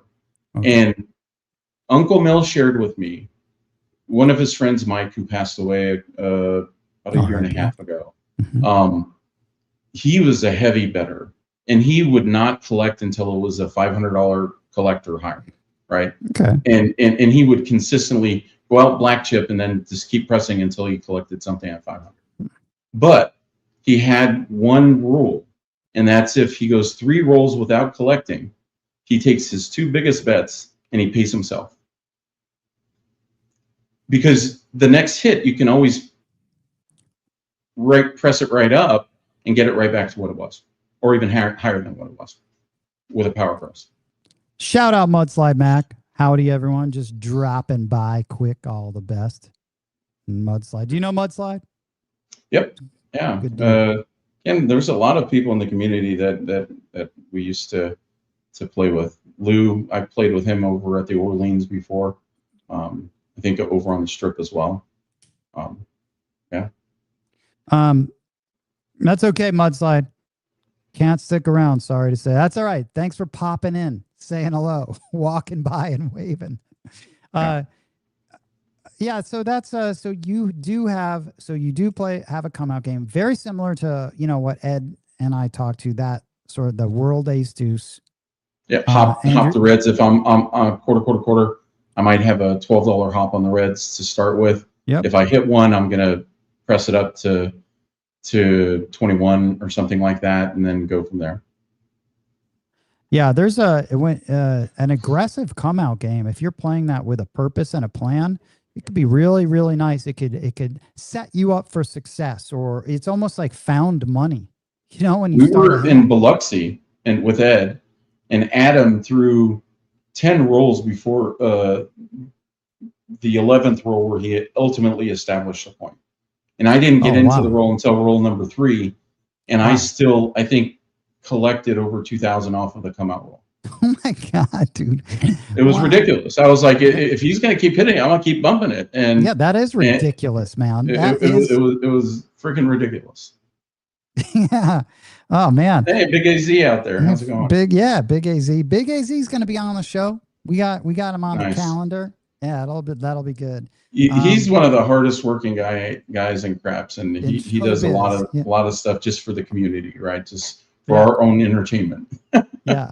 Well, you know what? Hey Alfredo, good to see you back on YouTube from Biloxi Craps and Dark Crown. Great info tonight, 1010 and Alfredo. Well, Alfredo, I really like what I really love about, doing these shows is that I can see it's nice that people are get together or people now, Mudslide, for example, he called me. He's like, hey, I'm going to Detroit. I'm like, I got the guy for you. Huggy Bear, call Huggy Bear. And then you connect them. And then, it's good. People need to meet other players that are thinking on a certain level. And there's levels of thoughts. When you talk to players, you can gauge where they are as a player or in their journey as a craps player. It's like, oh man, this guy's a deep thinker and he's playing, considering all of these scenarios, and you're very well versed in all of this, especially on the betting side, dude, which is really nice. I love talking to people that have that, that really have. I mean, we could talk about any sort of bet. It'd probably be very interesting just to go through like, hey man, this is how I play this exact situation. How would you play that? I was actually thinking, do you ever think when you were first focusing on betting, were you ever nervous when your bets got up to a certain level? Or did you, because I actively on purpose put myself in uncomfortable situations so that I would become less nervous when I was there. For example, when I first, because I remember these moments when I had like 1,000 behind in odds, like part of me was doing that to force myself to do it so that when the situation came up again, I wouldn't be freaking out about, look, I got $1,000 out here, or I've got, oh my God, look at my, I can't believe I got black chips up there way back when, and now it's like, okay, I want to get this thing up to this level. Like I have to get it up to here quick. Yeah, I think there's a couple of thoughts when it comes to that, because the first time you ever get to that big hit, sometimes that becomes a hurdle to overcome. There was literally a time where every single time it seemed like, but it was literally 7 times that I got the 10 to 1,000 and it never got hit. And it was like, that was a hurdle number for me. So what I ended up doing, because I didn't want to feel, if I was a shooter, nervous about the bet that was out there, I'd go 800 and then skip 1,000 altogether and go to 1,200 or go to 1,500. Oh, you were playing mind games with it. Yeah, because that just became a friggin' hurdle. The first time you ever get a bet that's out there at 300 and it gets hit, and then 600 it gets hit. Once that you see that it's just another number, depending on where you started from, and if you've collected enough, I like to say, if I'm in a hand and I'm 15 rolls in, I should probably have about 40% in my rack of what's been paid out and 60% out there. And at some point you want to get to like a 50-50, but then there's other things you need to consider. Are you down for the session, down for a trip?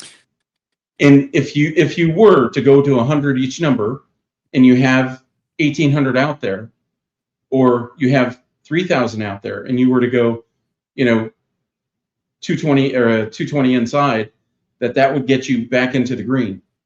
Do you do that? It's a, like some people would say, no, you don't.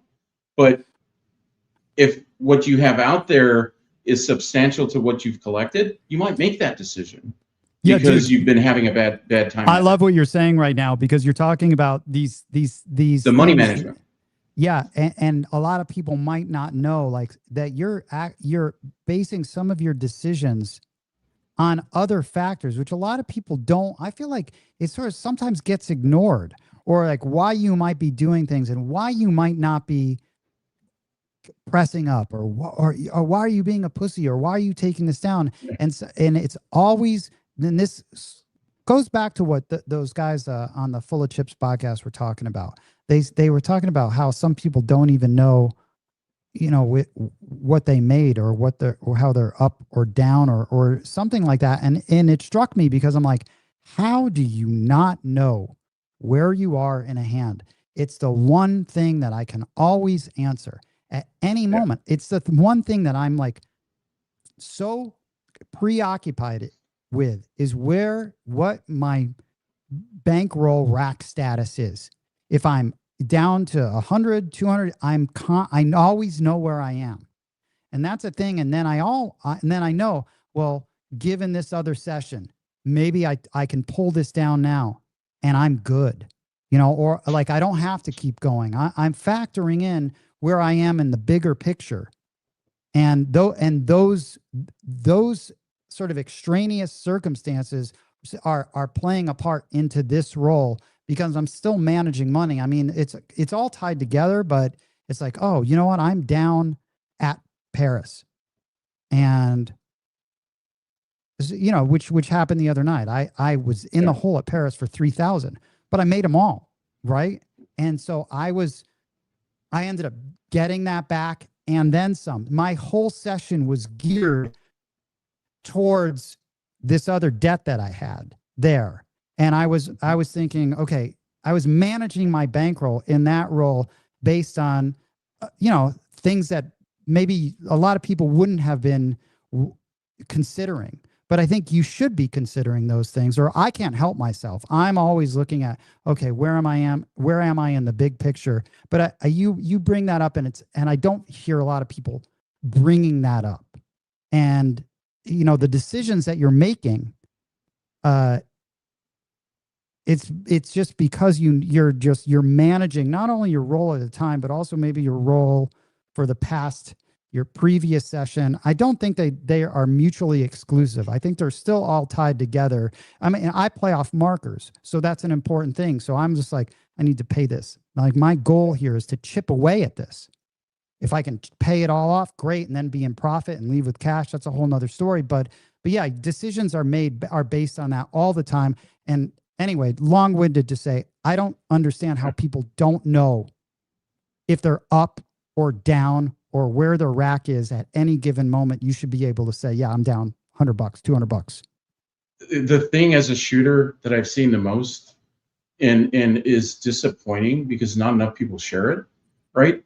Casinos love shooters because it brings, people start getting excited. They start betting more money.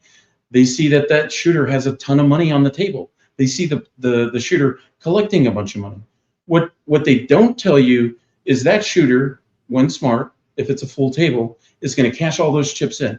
People have pulled more money out of their pocket because they're chasing the same bets or payouts that other people are getting, and they're in the moment with the adrenaline and everything else, wanting to get that same payout, that jackpot that everyone else is getting, and they don't leave the table till they're totally out of chips. It's never yours until you hit the fucking cage. And you have to make sure that when you hit a high point, make a decision. Either you put most of it in your pocket and say, I'm only going to play with 500, and that's all I get to give back. But you got to lock it away, and because then you can chip away at it. Like, hey, go tear up that slip, or tear up two of the slips, right? In order to get there. But I love your question, because, you know, it's not just an easy answer. You will never make money if you don't know how to press and take advantage of the big rolls. The big rolls can make up 2, 3, 4, 5 losing sessions in one. And that's where the advanced crap player makes the difference. They're not afraid. At some point you get desensitized to Fuzzy's point of having big bets out there, because you've been in that spot. Yeah, because Fuzzy had a couple good points. This one was shooting on all the lives that Alfredo shows has desensitized me from shooting with real money and being nervous no matter what my bet level is. I mean, yeah, I mean, true in general. I think repetition and just time at a table will help with all of that. And I think that's good. It's like when you've done it before, hey, dude, when you're golfing, and you'd go to the range and there are things that you would think about, like your elbow or where your elbow was or all this stuff. And these are things that you end up, you stop thinking about that. Or maybe you're thinking about, your grip. At some point, all these things just become, you've done it so many times and now you're thinking about what you're going to do on your next shot, like where you're going to place it. And that's what you get. Same thing with craps. It's like, okay, I'm going to hit all these. I'm going to get inside. I'm on my 10th roll. I'm going to be here. I mean, that's how I'm thinking. But I want to get back to this other question, which was this casting. Since this is a semi-comedy podcast, it is comedy. Give us a funny or wild thing you've seen on a craps table, Alfredo. Wild? Oof. I mean, I've seen fights at a table. Someone said something to someone because that literally got offended by someone betting like the donut on them. Yeah. They went over to the guy. They had some words, and then the guy knocked the guy out. I mean, I've seen like that's crazy shit, right? Like you have the security come take the guy out and ban him. I've seen. So I mean, Fuzzy will tell you.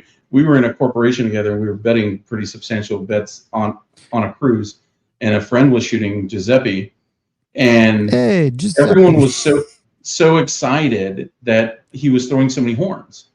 And at some point we say, stop feeding the animals. And they're literally, this one guy was throwing money from down the line straight out.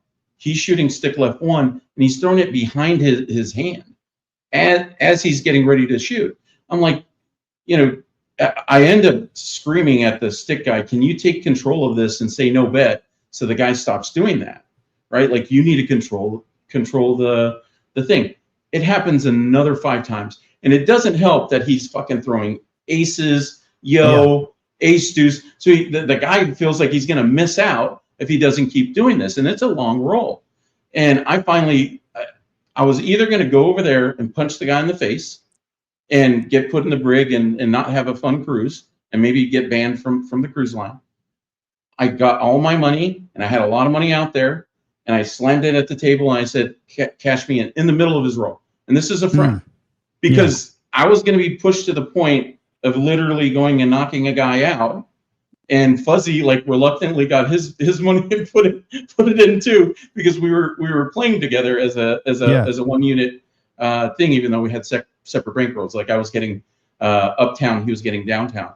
And it is as shitty as that is, because I would never want to do that to a friend. I had to, at that point, my emotions were so high, I was going to go do something I was going to really regret, and that could lead to getting locked up or whatever. Yeah, man, walking the plank. I think you would have to walk the plank, dude. What are your thoughts when you have an H Young, or is that Hyung? Alfredo, what are your thoughts when you have a shooter with long rolled and 7 out? Should everyone pass dice back to him/her? If most of the people know the people at the table, and you feel like that guy was locked in or girl, I'm there to make money. I don't give a shit if it's me shooting or someone else shooting. Like, get it right back to the hot shooter. It doesn't guarantee it, but I've had quite a few people back up their rolls. But then you have sometimes where they PSO right after. Yeah.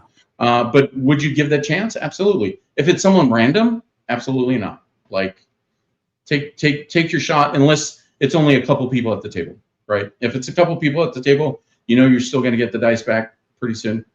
Take a Would you chance. Why not? would you give the dice back to someone? Because I do. Would you give the Hmm. dice back to a shooter that PSO'd? And Yeah. yeah, I give Yeah. the dice right back to someone that I'm at a table with that PSO'd because I Yeah. want them to figure it out. Yep. I think it's too long of a wait. That's not necessarily a hot take. It's just how I prefer to run a table. If you're there to shoot No, and you like PSO, you you learn shove the nothing dice off right of a back. PSO, right? So you need to get someone warmed up or someone a chance to be able to figure it out.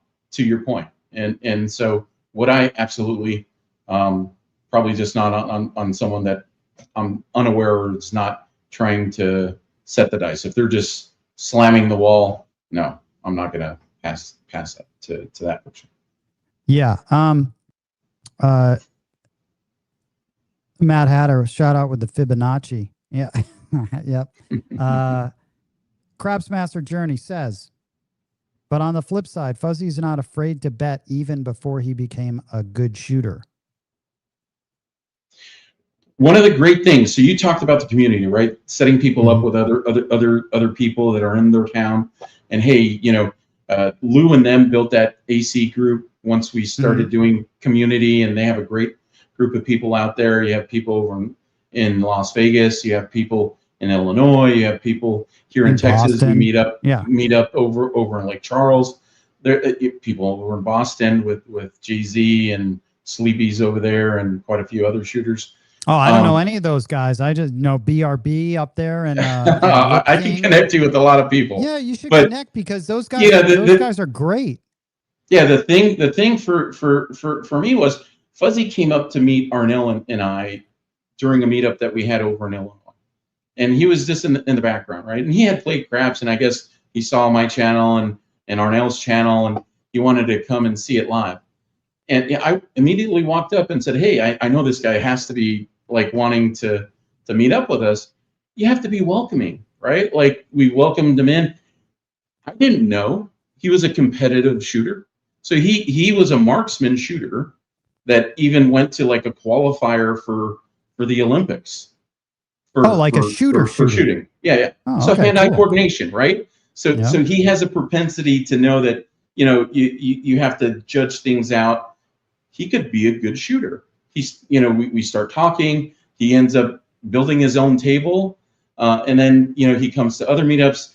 It helps that the first couple of meetups we actually did really well because he made a lot of money. He's like, oh fuck, I'm like super hyped back into this. But he had previously just been throwing the dice in any old way.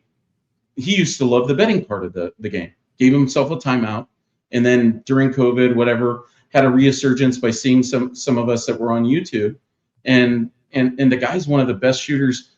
I would go and bet on him how I would bet on myself any fucking day of the week.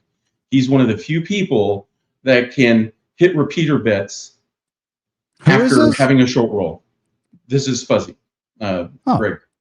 Yeah. Oh, Fuzzy? Yeah. Yeah. So he came up to us, walked up to us, and it, here we are 3 years later, and he's still perfecting his craft. He's now interpreting what his dice are doing and making adjustments. It's great. Yeah, Fuzzy likes it when I play this. Hold on a second.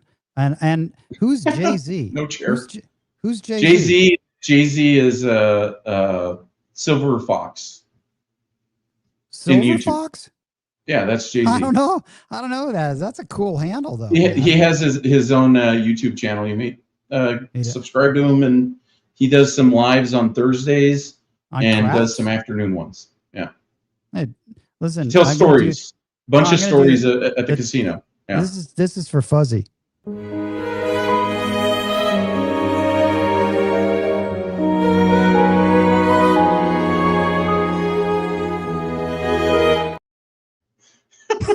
Fuzzy. Oh my gosh. Gotta get that in there for Fuzzy. Yeah. Yep. He has a kitty cam now on his table. Since he built a second table at home. So he had one at his shop initially, and he's so fanatical that he's like, fuck, I can't like have to drive to my shop 30 minutes. He built one at his house, and it took a whole room up. Fuzzy's a cool dude, man, and he's a good shooter, man. Man, I had my 6 up to like, I don't know what I had. It was approaching 3,000 at that point when he was there with Moonshine. He was just, he was banging it, man. It was awesome. Yeah. So you guys in that, I know you mentioned Joliet, which is Harris out in yeah, Illinois. Mm-hmm. yeah, and so I always love that. I always love that city name, Joliet. You know, you go and so do you get together that crew? Who would you say is in that crew that meets up over there? Is it Wisco? Is it Wisco, Wisco? And you were you have Fuzzy, you have Corey, Rich Ducey is another player. You have Chris, Demon Dog Dice. Would come Demon up. Dog. We had actually Craps Master Journey, Joe, would come up from Wisconsin as well. Nice. We have Jesse, who's out there. He got a table, and he's proven to be Jester. a pretty Jester. Yeah. Yep. Trying to think who else would be, and so Arnell. I mean, he's the staple. Like they used to call it, like when they came up with the Inside Easies, you know, they call it the Arnell bet over in the Dice Grinder bet over at Joliet, because he would hop the Inside Easies and just, oh man, that's when you do know a martingale on it, right? Yeah. When that became a fad about 2 years ago, and he still does it today. In order to build a bankroll from 100, he might start hopping the Inside Easies to begin with, and once he gets a little bit up, he'll shoot himself into a good roll. I've been on great rolls with him. So Alfredo, your betting style. Yeah, Sling was also in Illinois before he moved to Vegas, and there was one other. Well, are you one of Tony Leo's guys? I mean, you know, Tony Leo has a lot of guys, but okay, so Tony Leo, the first time they had the Craps for the Cure, it was live. He was doing some coaching, right? Okay, and we had it was filmed live and whatever, and he's telling about the different system he has, right? Like you buy in for this amount, and you incrementally martingale it up, and you have the hops on the sixes and ones as a separate bet, and then you also have the field as a separate bet, right? Maybe not martingale, maybe he has different levers, sort of things going on. Like but he had like, this is what the buy-in is. He's like, it's foolproof. You're not gonna, you're rarely ever gonna see it knocked out. I'm like, don't work to come out. I can get on fits, and it's a consistency thing. A bunch of sevens in a row, and he's like, you can't break the system. This was live. I'm like, are you sure? It's like, okay, work the bet. I throw 7 sevens in a row, and God, dude, the complete amount that he had as the buy-in was obliterated. Wow. Live. Wow, you threw 7 sevens in a row. 7 sevens in a row. Yeah. Man, I would have made like $15,000 on 7 sevens. That's probably more than that, actually. On how I think he lost 25,000. Wow. Yeah. Wow. Okay, so I mean, neither are. Do you? I mean, Giuseppe. How can I forget Giuseppe? Fuck's sake. Yeah. Giuseppe's Bring the cannolis. Yeah. But how would you describe your betting style then? I mean, is it? Yeah, I think it's like what you said. Yeah, no, it's not. There's no set thing. I like the 410. There's so many people that just like the inside. I'll if I'm quarters on the inside or 220 on the inside, I still might throw a quarter or $20 if it's a $15 table on the 410, because I know if they hit, I'm gonna be like, Alfredo, let me ask FOMO thing. I'm gonna be pissed at myself for not being on. Let me ask you this. Yeah, I don't have FOMO at the. I don't even. I just don't have that anymore. I used to. I think it's natural to start. Now like there's going to be plenty of rolls and you can get on it. But do you have a default when you're shooting? We go out to play. You step up to a table. Let's just call it Palm. So I have a table there. I'm going to be there. Let's say you, me, Moonshine, Wisco, Fuzzy there. Yep. Okay, that's the table. Do you if it's my first shot, it might be 160 across, and so you will bet across. And play a horn. Yeah. So you will bet across. Yeah, I'll bet across, or if I'm shooting well, it might be 220 inside with quarter on the 410. So, 270 plus the ATS, whatever it is to start. As a roll progresses, your thought process on, see, my thought process is always different. I play very short game. And so obviously I'm going to start, and my whole plan is to just take down chunks on a roll. I just want to build up a cushion of profit. But are you, like your plan, let's say you do have that across. What is, do you have a set sort of operating procedure? Okay, what's on your 5? 25?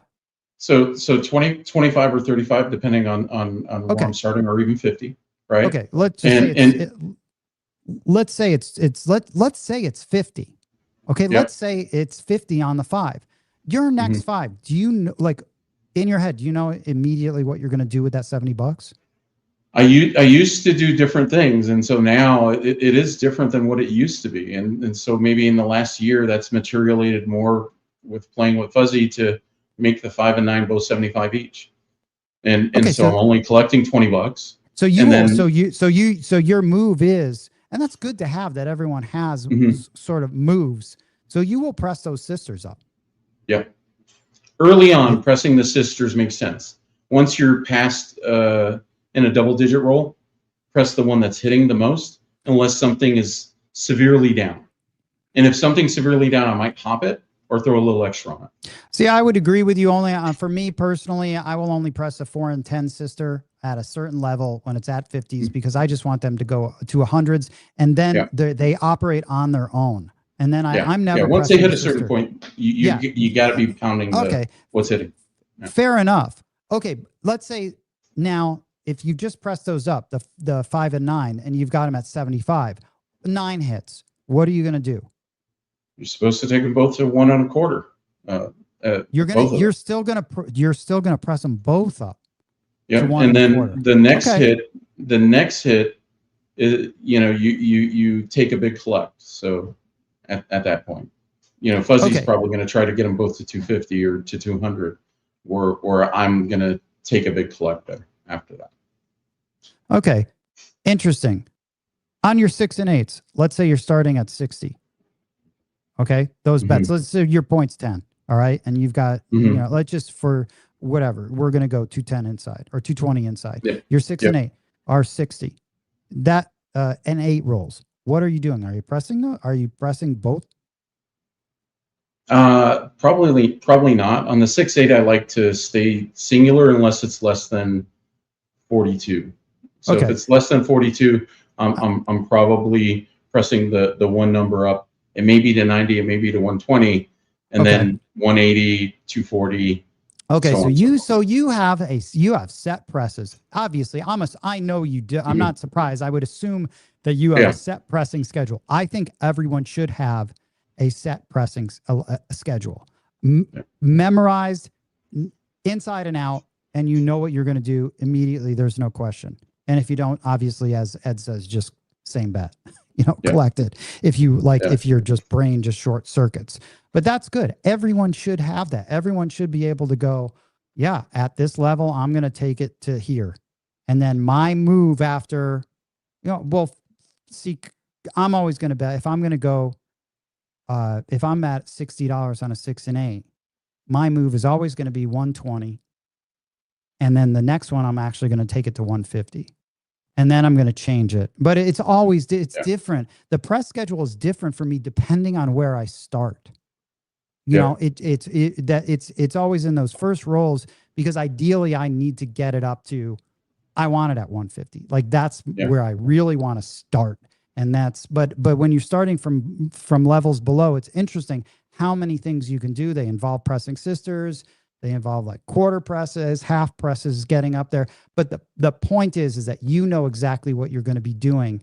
And it kind of also goes back to what we were saying. Some of those decisions are going to be based on if you're up, down, or even, or where you are in your rack, right?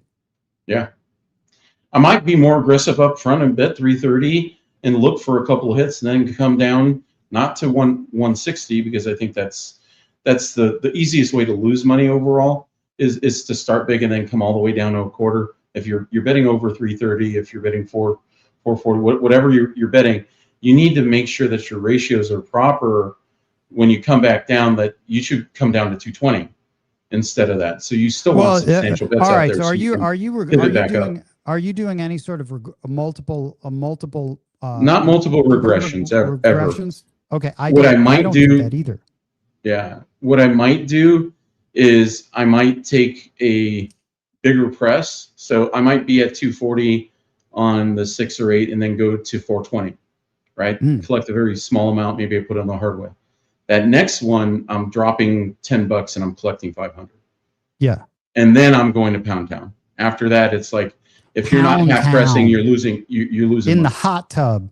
Yeah, dude. But the point is, in that for everyone that's here, to me, this is a high level conversation and if you're a beginning player and new to this, you should be able to, like, when you can start having these conversations, that you've gotten somewhere, like at all these levels where you're going to go, or you have a plan on where you're going to go. And I think that there's more variation when it is low levels there, because there are so much. It's almost easier when the bets are bigger, right? The decisions almost like they like sell themselves. They're easy. So I have a question for you. Yeah. Right. You start getting big bets out there. Maybe it's not you shooting, or maybe it is you shooting. So you can take it from both guys and answer it differently depending on how your answer is. You've now gotten your bets where you have, let's say, 3 or 4 bets out there that are above 200. A number, right? Or very common, number, right? Very common. 300 number. Is there anything that happens at the table that might trigger you to reduce that? Yeah, plenty of things that could happen at a table. It is a great. You know what? I'm glad you asked that. So when I was at Paris, I went to Paris, and earlier this week, I made them all. I was shooting, and I did I guess you'd call it a mutant 3V, right? Which was a 6-4-3-2. And it's funny because I was talking to Moonshine about this earlier, but it's funny because I had 2 guys that were there because I had the limit to at 100, so no one could play, right? So it was just me and one other person. And so I'm like, okay, I think I figured this out. That landing zone, it's great on Paris. Table 252, you can throw it from stick left 1, land right on that 4 fire bet. I think it's the best table in Vegas right now, that table. So I'm like, this should hit. If this is everything as I think's right, I should pound insides with this set. And then I did. So I started like this. I throw 500 inside. So my starting on myself is going to be 100 on the 5, 100 on the 9, 150 on the 6 and 8. Okay. First hit, 250. I drop 10. I go to 250 on the 5. Okay. And if I hit the 9, 250. This is what happened. Literally hit the 6. That goes to 300. Collect a quarter. Hit the 8. That 300 because the point was a 4. Okay. Yeah. So now I'm pressed up. I know exactly what I'm doing. Next hit on the 5, I take down 500. I regress back to my starting. The next hit on the 9, down to take 500. On the 6, I take 500. On the 8, take 500. So I've hit all those numbers twice. I've pulled in $2,000, right? Nice. And this guy was watching me. Then I hit my point with full odds on it, which was paid $700 because I had 100 on the line, full odds, 700. Something happened at the table. The roll continued. This is the roll. Was it when I made it all? I don't know. It was either the roll, but I think it was a roll before that. Something happened at the table. It was just something was weird, but I had this, just trust your instincts. And I took down, take down all my bets. Leave the 8 working and take these down. And then I ended up hitting the 8, which is weird. And then I took everything down, right? It was a master class in instincts. Yeah. And then I threw a 7, right? But I squeezed every amount of all the money you could out of that roll. And but something had happened. I don't know exactly what, but it was enough for me to go, you know what? I had the thought, and then you act on the thought. So I Yeah. really trust my instincts. Yep. And if I have I just have at this point, I don't even care. I'm like, like I said, FOMO isn't a thing for me. The fact that I was just But you trust your gut. Yeah. putting all this money back in my rack, and I was like, fuck, this is awesome. And I looked at the guy, I'm like, that was perfect. That was perfect betting. Cause I remember this guy was just watching it. I didn't know him. I said, that was perfect betting. Cause I got everything out of that roll. It was like, you couldn't have played it better in just the timing of it all. So that goes into, I think, just trusting your gut for whatever reason it is. But it also says the other thing, I have no problems regressing at any point. I have no problems taking a bet down. And I know that that kind of flies in the face of a lot of people, the mentality of, oh, you got to keep pressing, you got to keep going, you got to be doing that. To me, that's always going to be profit. I'm never going to criticize anyone for taking any bet down at any level or putting anything in your rack. I think it's the thing that we don't do enough of, is making sure that we have, and I know we all want to go for it and get it, but I think it's so important locking up any sort of profit, because you can always continue. So yeah, there's a lot of things. It's the in-between that kills you, right? It's the reason why you have that instinct is you've been in that situation and bad's happened. And your body is literally telling you, this is where you say one more, and more often than not, the one more doesn't come. Dude, and so by trusting yourself, 1,000%. Yeah. The brain is a crazy thing. And when you start feeling stuff like that, maybe just listen to it, turn your bets off, hop the heavy number, leave the one that is your point, if you're the shooter, on, and save yourself some money. Al, right? You just reminded me, Alfredo, what I did when I did take those down, I threw out $40 to hop the hard ways. And to me, I was like, well, I had something. You know what I mean? I could, who cares? Like, it just, if I did throw it. But that's the point. When so many times I've been in on the next roll. Yeah. And then you don't never got to that next roll. You know, we were there with Fuzzy, and we were putting in hours over at Paris and elsewhere. And I think I turned to him, I believe it had to be half a dozen times, and said, you know what, I think we haven't been able to get over this, or we should take a haircut or come down. 7 king. Every single time. He finally, after like the seventh time, and I got pissed at him, he's like, you need to just tell me this is what we need to do, because you've been in this situation, and every fucking time you're right, or you're right more than you're wrong. Like, just tell me what to do, right? And it's just because you've been in these situations and played thousands of hours. There are things that happen. I won't only do it just off of an instinct, because this is, I'm seeing the same formula that's happening. It may be that someone's pounded 5, 6, 4, hit tens, no nines, and like 1-8, and then all of a sudden they hit a 9. Yeah, 20 something rolls in. I'm like, long lost number. Take my bets down to 100 each, or turn me off for one roll. And then there's other things, like there's people where you're never going to ever have a long roll unless you have multiple stick changes. They'll do it on stick changes, but sometimes because it's something that you notice, right? The person came in, a 7 happened, it's going to imprint in your brain. You forget about all the times where it doesn't happen. Yeah. I mean, but there are times where stick change is fucking death 5 times in a row. But you know what? That thing just happened at, yeah. I mean, but it happens. I mean, maybe it's a confirmation bias, but if I think it, I just do it now, and I don't care. If you feel it, follow it, right? Yeah. Dude, I'll be shooting, and I'll see, like, I'll be shooting, and I see the waitress or hear the waitress. I go like this. Like, I don't want to, I don't want to hear it. But yes, X-Man, that is 252. But yeah, I you know what this is, Alfredo. I think the takeaway is that betting is a very fluid, dynamic experience that you get to the longer you play. It's not just this I do this and then I go to this and then I go to this. It's good to Yeah, know, it is but different. Yeah. you just have a framework, but you know that there's so many forces acting on that framework that you can adjust, and you're always making adjustments.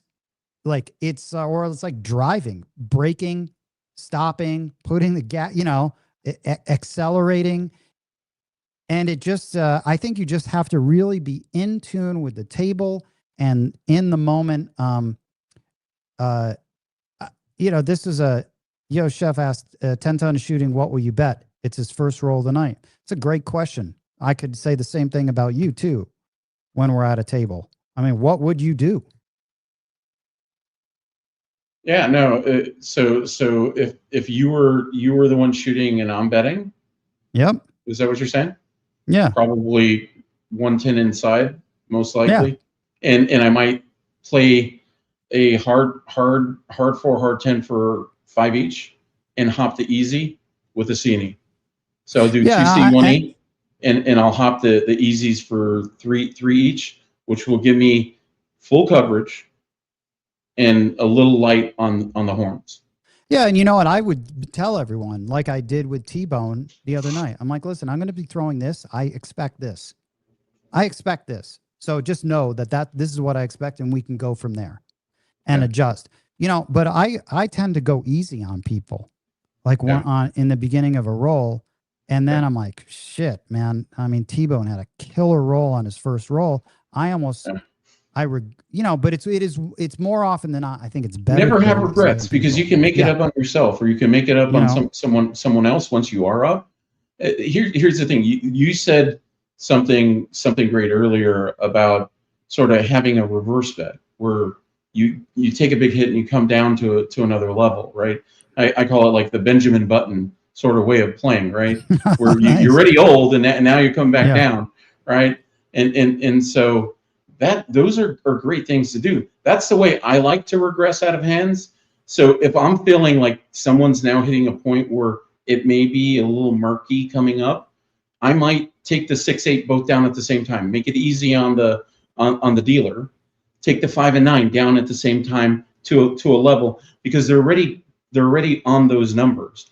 Because if I do a full across regression, it's just going to disrupt the table. Dude, so you're so right. You're so right, Alfredo. You're so right. Thank you. I don't like it when I'm at a table and people do that. I personally don't like it. I think it slows it down. I think you could take down, you can take down 2 at a time. You could take down 1, but and not even take it down. Like hey, I'm at 120 or 150 on both. Take them both to 60. Unless you're the shooter, you can do whatever the hell you want to do and take as much time as you want. But when someone else is shooting, do it fast. That's what I think. And I do think taking down chunks of money is where it's at in this game. Again, in that sub 12 rolls, I feel like that's the time. That's the trickiest part of craps. If you can figure out that zone and figure out how to take chunks off the table within that, the game just becomes a lot easier to play. That's, to me, the tough part of this game. And the tough part of making money there, if you're going to start low, is you have to be super aggressive on the first hit. So like if you're betting $18 on a 6-8, throw $3 on the 1 number and go to 42. Well, dude, go straight to 90. Dude, when it hits at 90, come back down to 30. Now you're at not only out of the hand, you're in decent profit that you can start putting substantial bets back out there. So this is where I have some fundamental, really philosophical differences with, let's say, I've talked to Dice Coach about this, and it's where I feel like a lot of beginning players will do this. I feel like that collect. I think that first roll, that first hit is so vital to collect, just from a mental standpoint. In my opinion, to not collect. I think you need to press. You need to press that fucking thing is press. Power press, full press on that first thing. I'm so against collecting because you need to, because it's the second rolls is where I feel like you can pull money down. You're a stock guy, right? It's compound interest. I'm not You're giving you, and it's already semi-paying for itself. You're just adding a little sweetener to get it to a now nice round number that's going to help you pivot even higher the next one. I think that's a I think people don't realize how crucial I feel like that first hit is on a number. And Hmm. because you could be, it's such a huge difference. And in the short game, why not make the most of that? To me, it's like just reinvest all of this, because the short roll, you're looking in that sub double digit roll. You just Hmm. want to get up at, past that 6 in that 7 area, 8. You need to use that money. If you collected just so you feel safe, by the Yeah. time you get up to that, you're basically back at your starting point. That's That's that's the where. problem that, like Corey and Rich, one of our friends, that they used to do like 330 or 440, and then come back down to quarters. And it's like, you just got it only out of the hand, and now you're going down to quarters. You still have to make money. If a bad number, red, happens right after you've done this crazy regression, and the next roll is still being funded out of your rack because you haven't gotten profit from the roll, you're misunderstanding the game. Sometimes taking that little extra risk to be up $60, at least that's half of a 120 inside, you know? Yeah, dice grinders, press collect. I like that. Press first, EFSU, press first 4 or 5 hits. Big AZ. When I bet low, there's a big roll. When I go bigger, it's a bad roll usually. Um, uh, Goose hitter. What a name, man. Great. Who are you? Great conversation. Enjoy the detailed betting talk. Goose hitter. That's a good name. And this is Ollie. The first collect isn't worth enough compared to your bet amount. You need that press double hit. And I feel like a lot of people teach a safe way to play craps. There is no way to this is not a safe game. And that's where I feel like people are balancing their fears of this game with playing this game. And to play this game, I feel like you don't be safe on the first few hits. You have to, that's when you need to be the most reckless in order to really, Yeah. because I shift back into almost Hmm. super conservative mode. But that's Yeah. it, again, it's like you got to start out of the blocks fast, whatever level you're on, even if you're at, you just know what you're going to do and have a plan. Shout out Stent Placer 153. I don't know what that is. 153. Oh, 153. There has to be some sort of cross bet with some oh, op or something like I think that. they're talking about SpaceX lower than Oh, IPO price. oh, okay. Yeah. Yeah. Shout out Wow. Proverb. Don't work the come out. LOL, Alfredo. Yeah. Yeah, I think I would. I mean, Alfredo. Like, let's say when you're with, let's say if we're at a table, I think with someone like you, I already know. Like, well, I'm going to check things out because I am a little tentative anyway Yeah. with other people, and I've kind of you learn the hard way. I'd probably I'd probably go 220 inside if the point is a 6. I'd probably take that $60 and throw it on a 4 or 10. You know what I mean? Here's a perfect thing, right? And I've told friends this for the most part, but they have a differing opinion because they want to make the maximum off of a big roll. A big roll is going to pay for itself. Doesn't matter where you start. You might make a little less if you start a little bit lower than someone else, but guess what? I've started at 76 inside or at 110 Yeah. inside and made only 500 less than someone that started at 330 or even higher. And at the grand scheme of things, there's going to be times where you might make it just a little bit less. But when you get past that hump and you get that big ass roll, you're going to make a lot of money. Yeah. If it's a skilled shooter that you believe is going to have more longer rolls than shorter, and that average is going to be a lot higher than what a normal person is going to do, you don't have to have FOMO of not betting crazy big in the beginning. Just bet smaller and bet aggressive, like what you said. You could easily pass because now Ben's doing a collect, but he already started at 50. But you actually power press off the first roll off of 15, It paid 21, you dropped $9 and you went to 50 as well. So you're collecting the same thing that he is. Yeah. And if you get even more aggressive, maybe you pass him up because he did a collect at that first one. Yeah. I like how I've been at a table with Wisco and Moonshine, and it's great when I see when their bets are up. Somehow it's funny how you see certain people and then somehow your bets end up in the same spot. Although you it's like different ways it becomes competitive. Different ways routes, but you got to the same spot. I think it all gets. I think things get more similar. I think as the roll continues, your betting presses become almost universally similar because of the amounts. It's really, there's so much variation in that early goose hitter. I'm a golfer and my ball tends to follow the geese. I like that. Fuzzy says, ask Alfredo about the guy in the chair on his former YouTube video. Oh, for fuck's sake. That probably, if I was banned for that, I would legitimately be okay with it. So,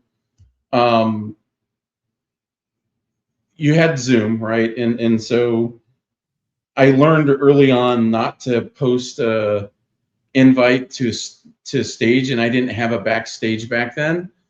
And so the person comes on, they didn't have their screen on, and they're immediately in a chair, doing their junk and no way, really? Making some crazy fucking noise. And I'm over here like, where's the fucking eject button? Where's the fucking eject button? Like, I freaked out and I totally forgot it was right in front of my face to kick the person and ban the person.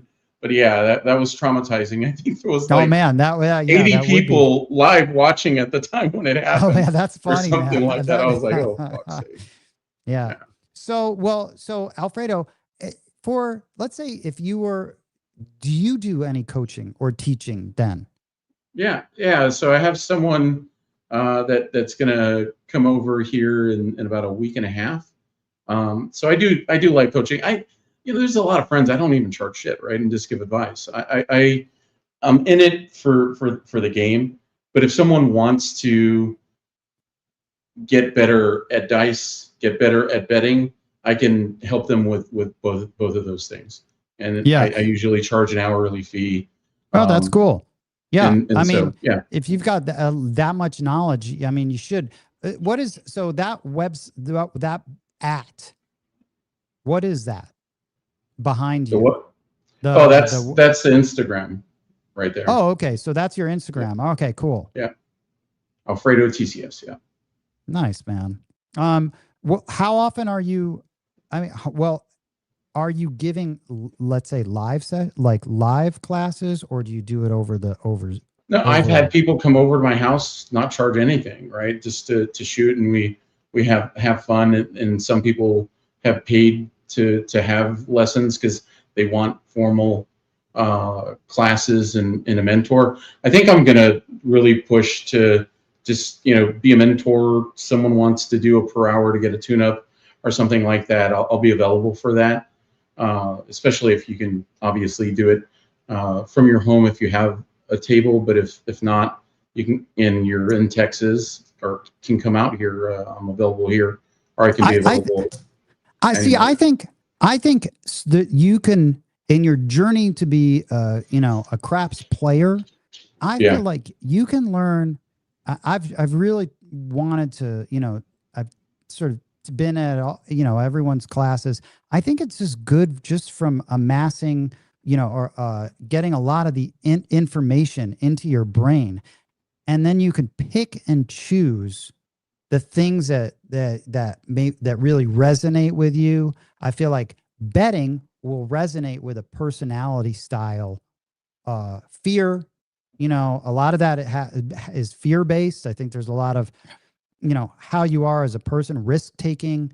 I really want to make money at this or doing this. You can pick up different pieces from all of these different players, because I play so different compared to, let's say, a Tony Leo, or, there's a lot of then you start seeing overlaps where circles, this circle of me overlaps with you, overlaps with Ed, overlaps with Bo, and there's commonalities to all of these.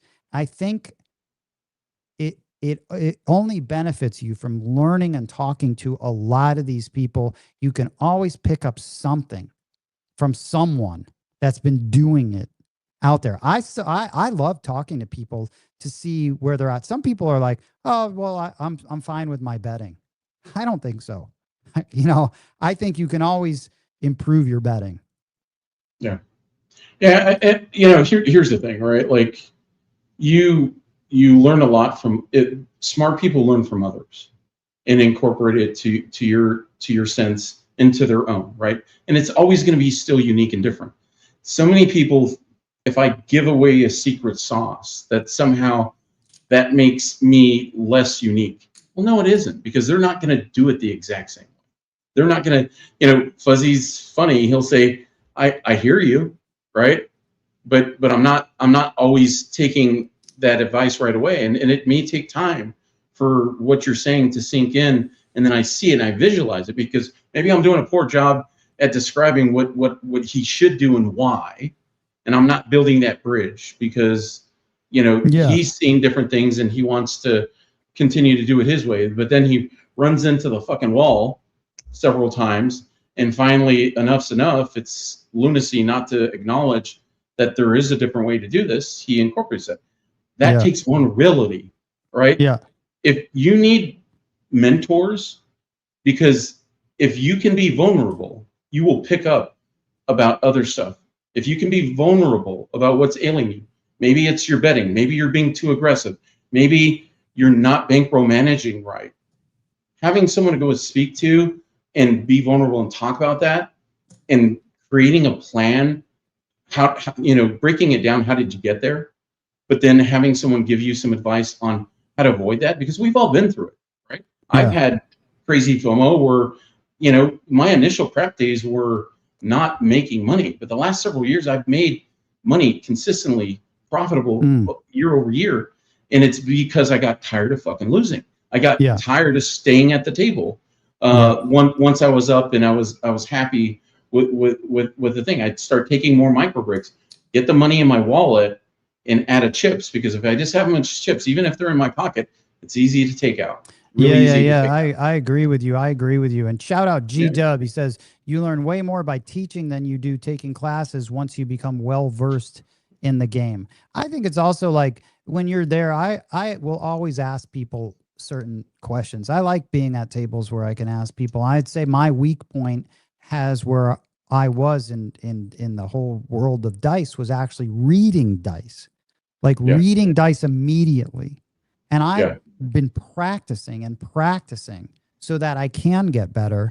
And it's actually paid off. I mean, at Paris, it paid off in hitting the all, just because, okay, this didn't work.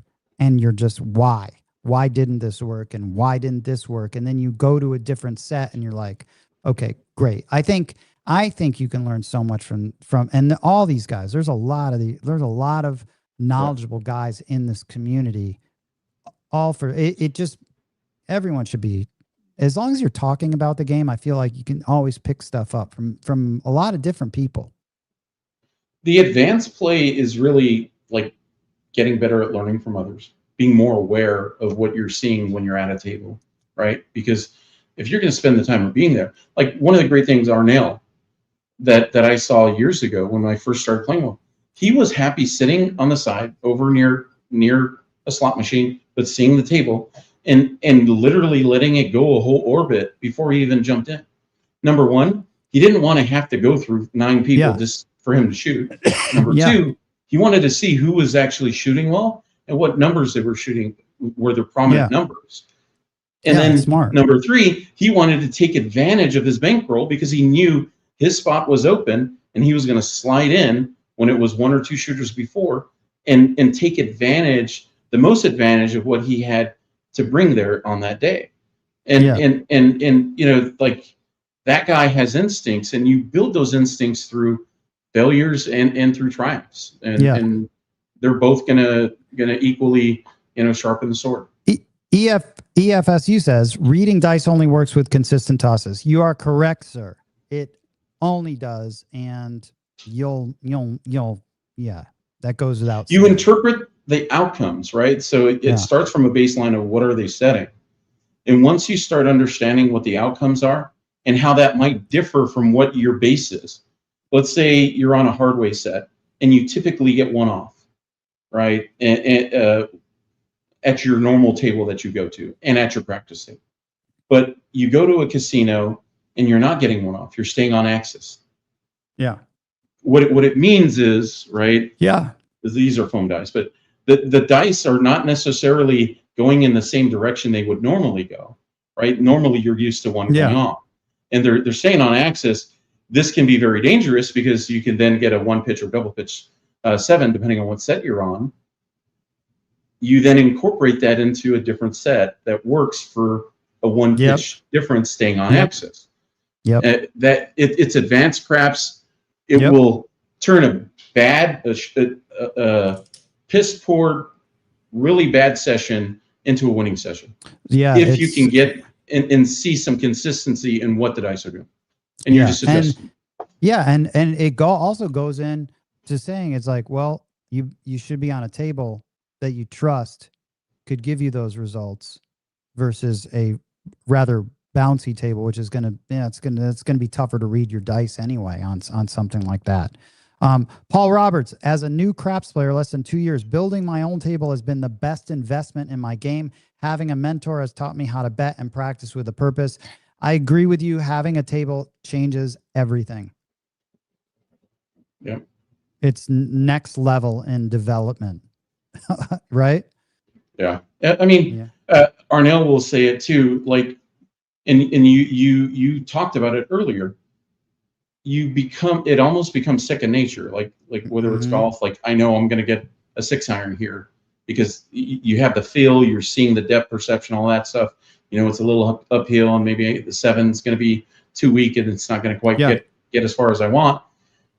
You're in these situations, literally instinctively knowing what the next move is, right? Because you've practiced these bets, you've practiced these presses, even if they're power presses, on what it is that you want to do, and getting the dice back and keeping that motion of getting through the table real quick when it's payouts instead of like. I mean, I get on some players that I play with.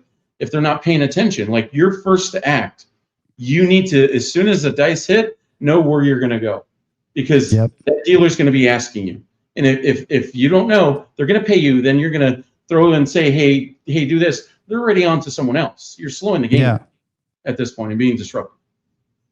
Yeah, you're right. Do you know the soccer game score? Who won? Oh, I don't. It should still be on. I would assume, maybe it might be. We're going on. It's 2-2. Yeah, I think we're 2-2. What a game! Oh, wow. Yeah. Wow. Well, listen, Alfredo. This was a. He says he's talking about me, 10 ton. It's not only you, Fuzzy. You are not the only one. So. Well, listen, man, I look forward to, you're going on a cruise then next to the Mexican Riviera? It's the Western Caribbean and then Eastern Caribbean on August 2nd. That's out of New Jersey. Are you going with any guys that we know in the? July 2nd, I'm just going because, it was close and I need some R&R. Sales has been crazy. Here this year, a lot of stress. The one on August 2nd, I'm going with Giuseppe, Rich Taylor, Ken No Shoes, and I think that's it. I don't know that there's anyone else. Wait, No Shoes? No Shoes from Canada? Yeah. Oh, nice. I haven't heard No Shoes in a while. I haven't heard that name in a while. Shout out No Shoes from Canada. Yep. Right? Yeah. So yeah, from Canada. We're meeting up there. I think the 3 are meeting in Chicago. They're going to go to a Cubs game and then drive up. I'm flying into LaGuardia the night before, spend some good time at a hotel, and then jump on the ship. Oh, nice, man. Okay, that's cool. And then when you coming out to Vegas then? Let me know. I'll definitely be out to Vegas. I don't know if I'm going to be able to fit something here in July, but I think there's like a multiplier that I want to try to get to if I can get to it. It's going to be like right butt up against going elsewhere. And then there's at the end of August, I've been asked if I want to join something, so I'll probably do that. So what do you mean join at the very something? least, it'll be they're doing like a meetup and a whole tournament thing. You mean Brian's hosting. Oh yeah. That'll be cool, man. Yeah. I mean, man, I would love to set up a booth, like a table, and call that as an announcer. Yeah, I don't want awesome. to MC it. I just want to call it from like a table, with someone else. Yeah. While it's happening. That's what I think, like the crazy thing of crowds, like the idea Chuck had, and I still think that at some point it will materialize.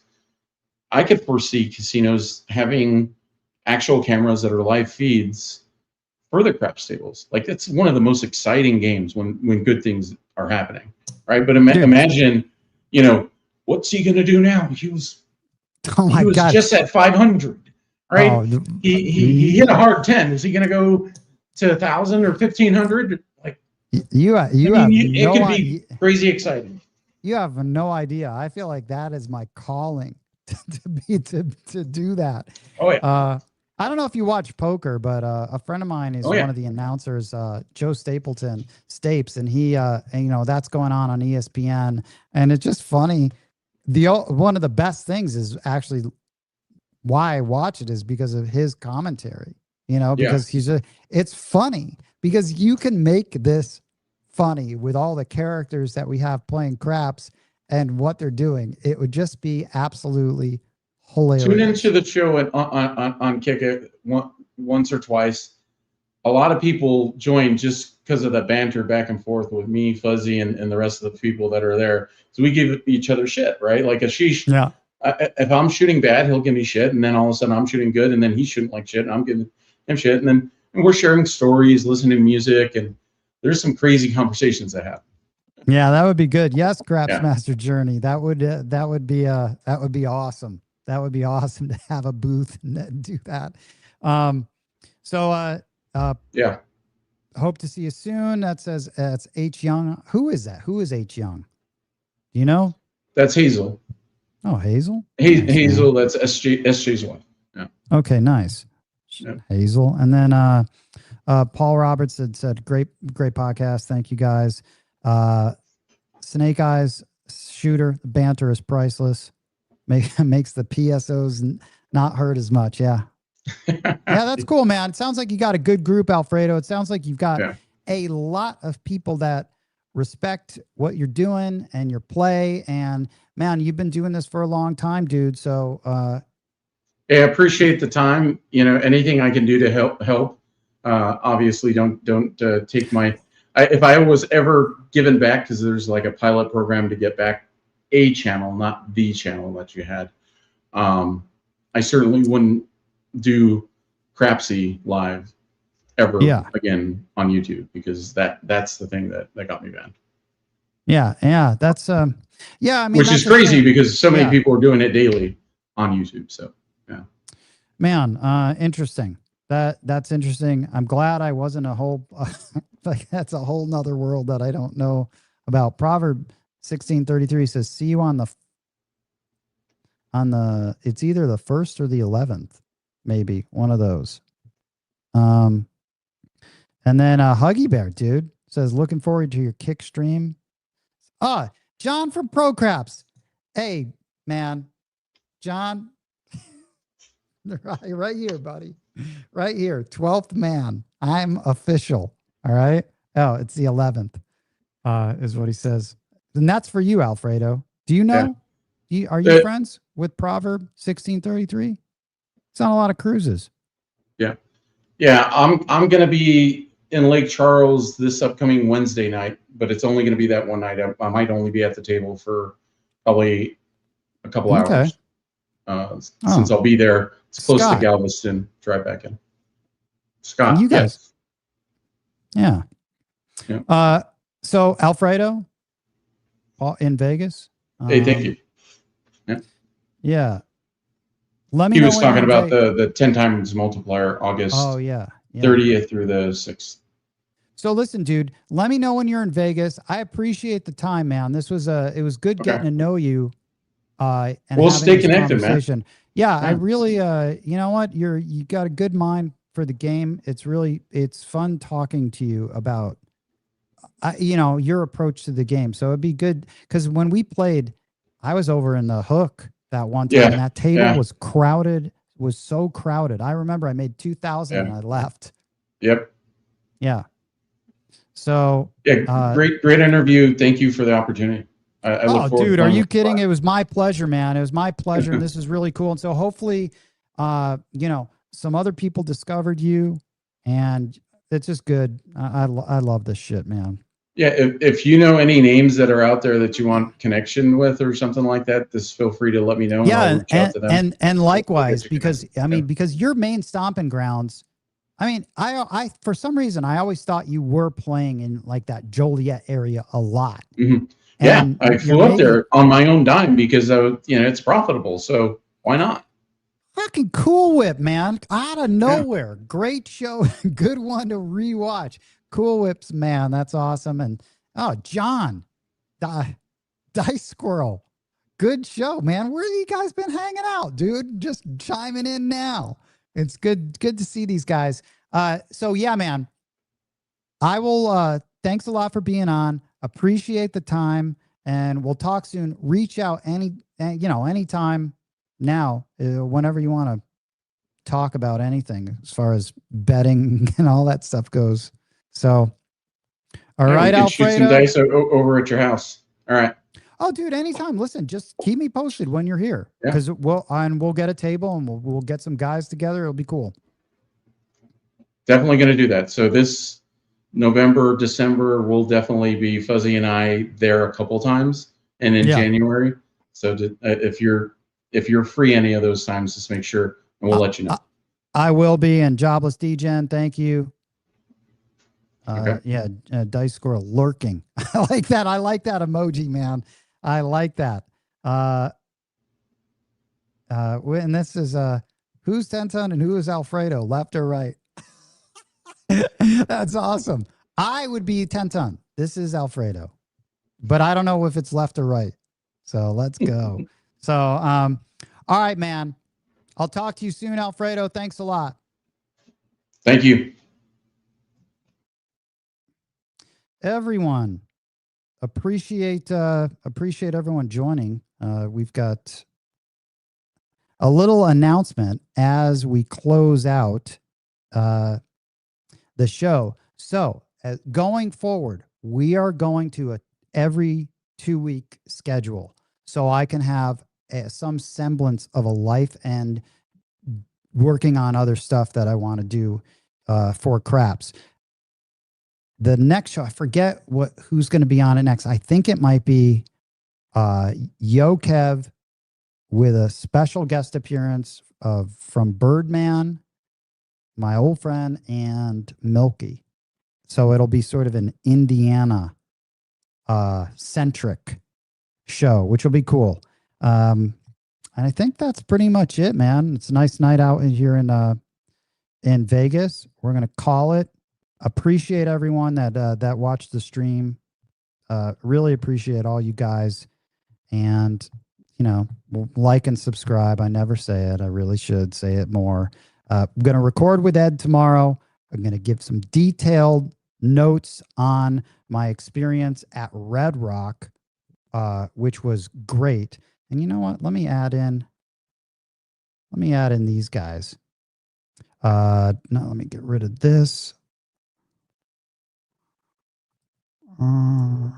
These guys. I'm going to talk all about these guys. This was a fun time going up to Red Rock. I've had to rethink what I thought about Red Rock, which is great.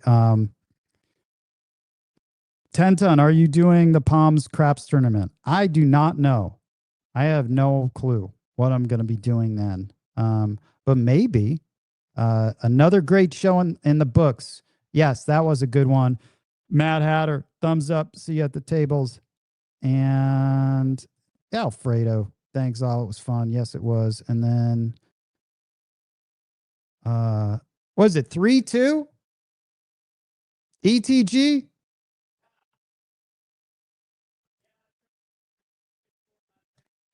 Oh, Turkey won?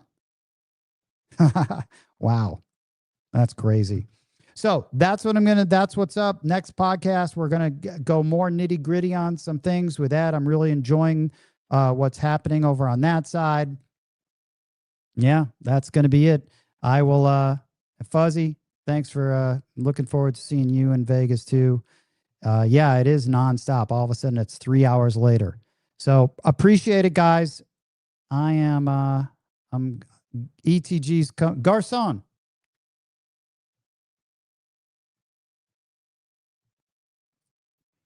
ETG's coming in to close it out. Thanks a lot.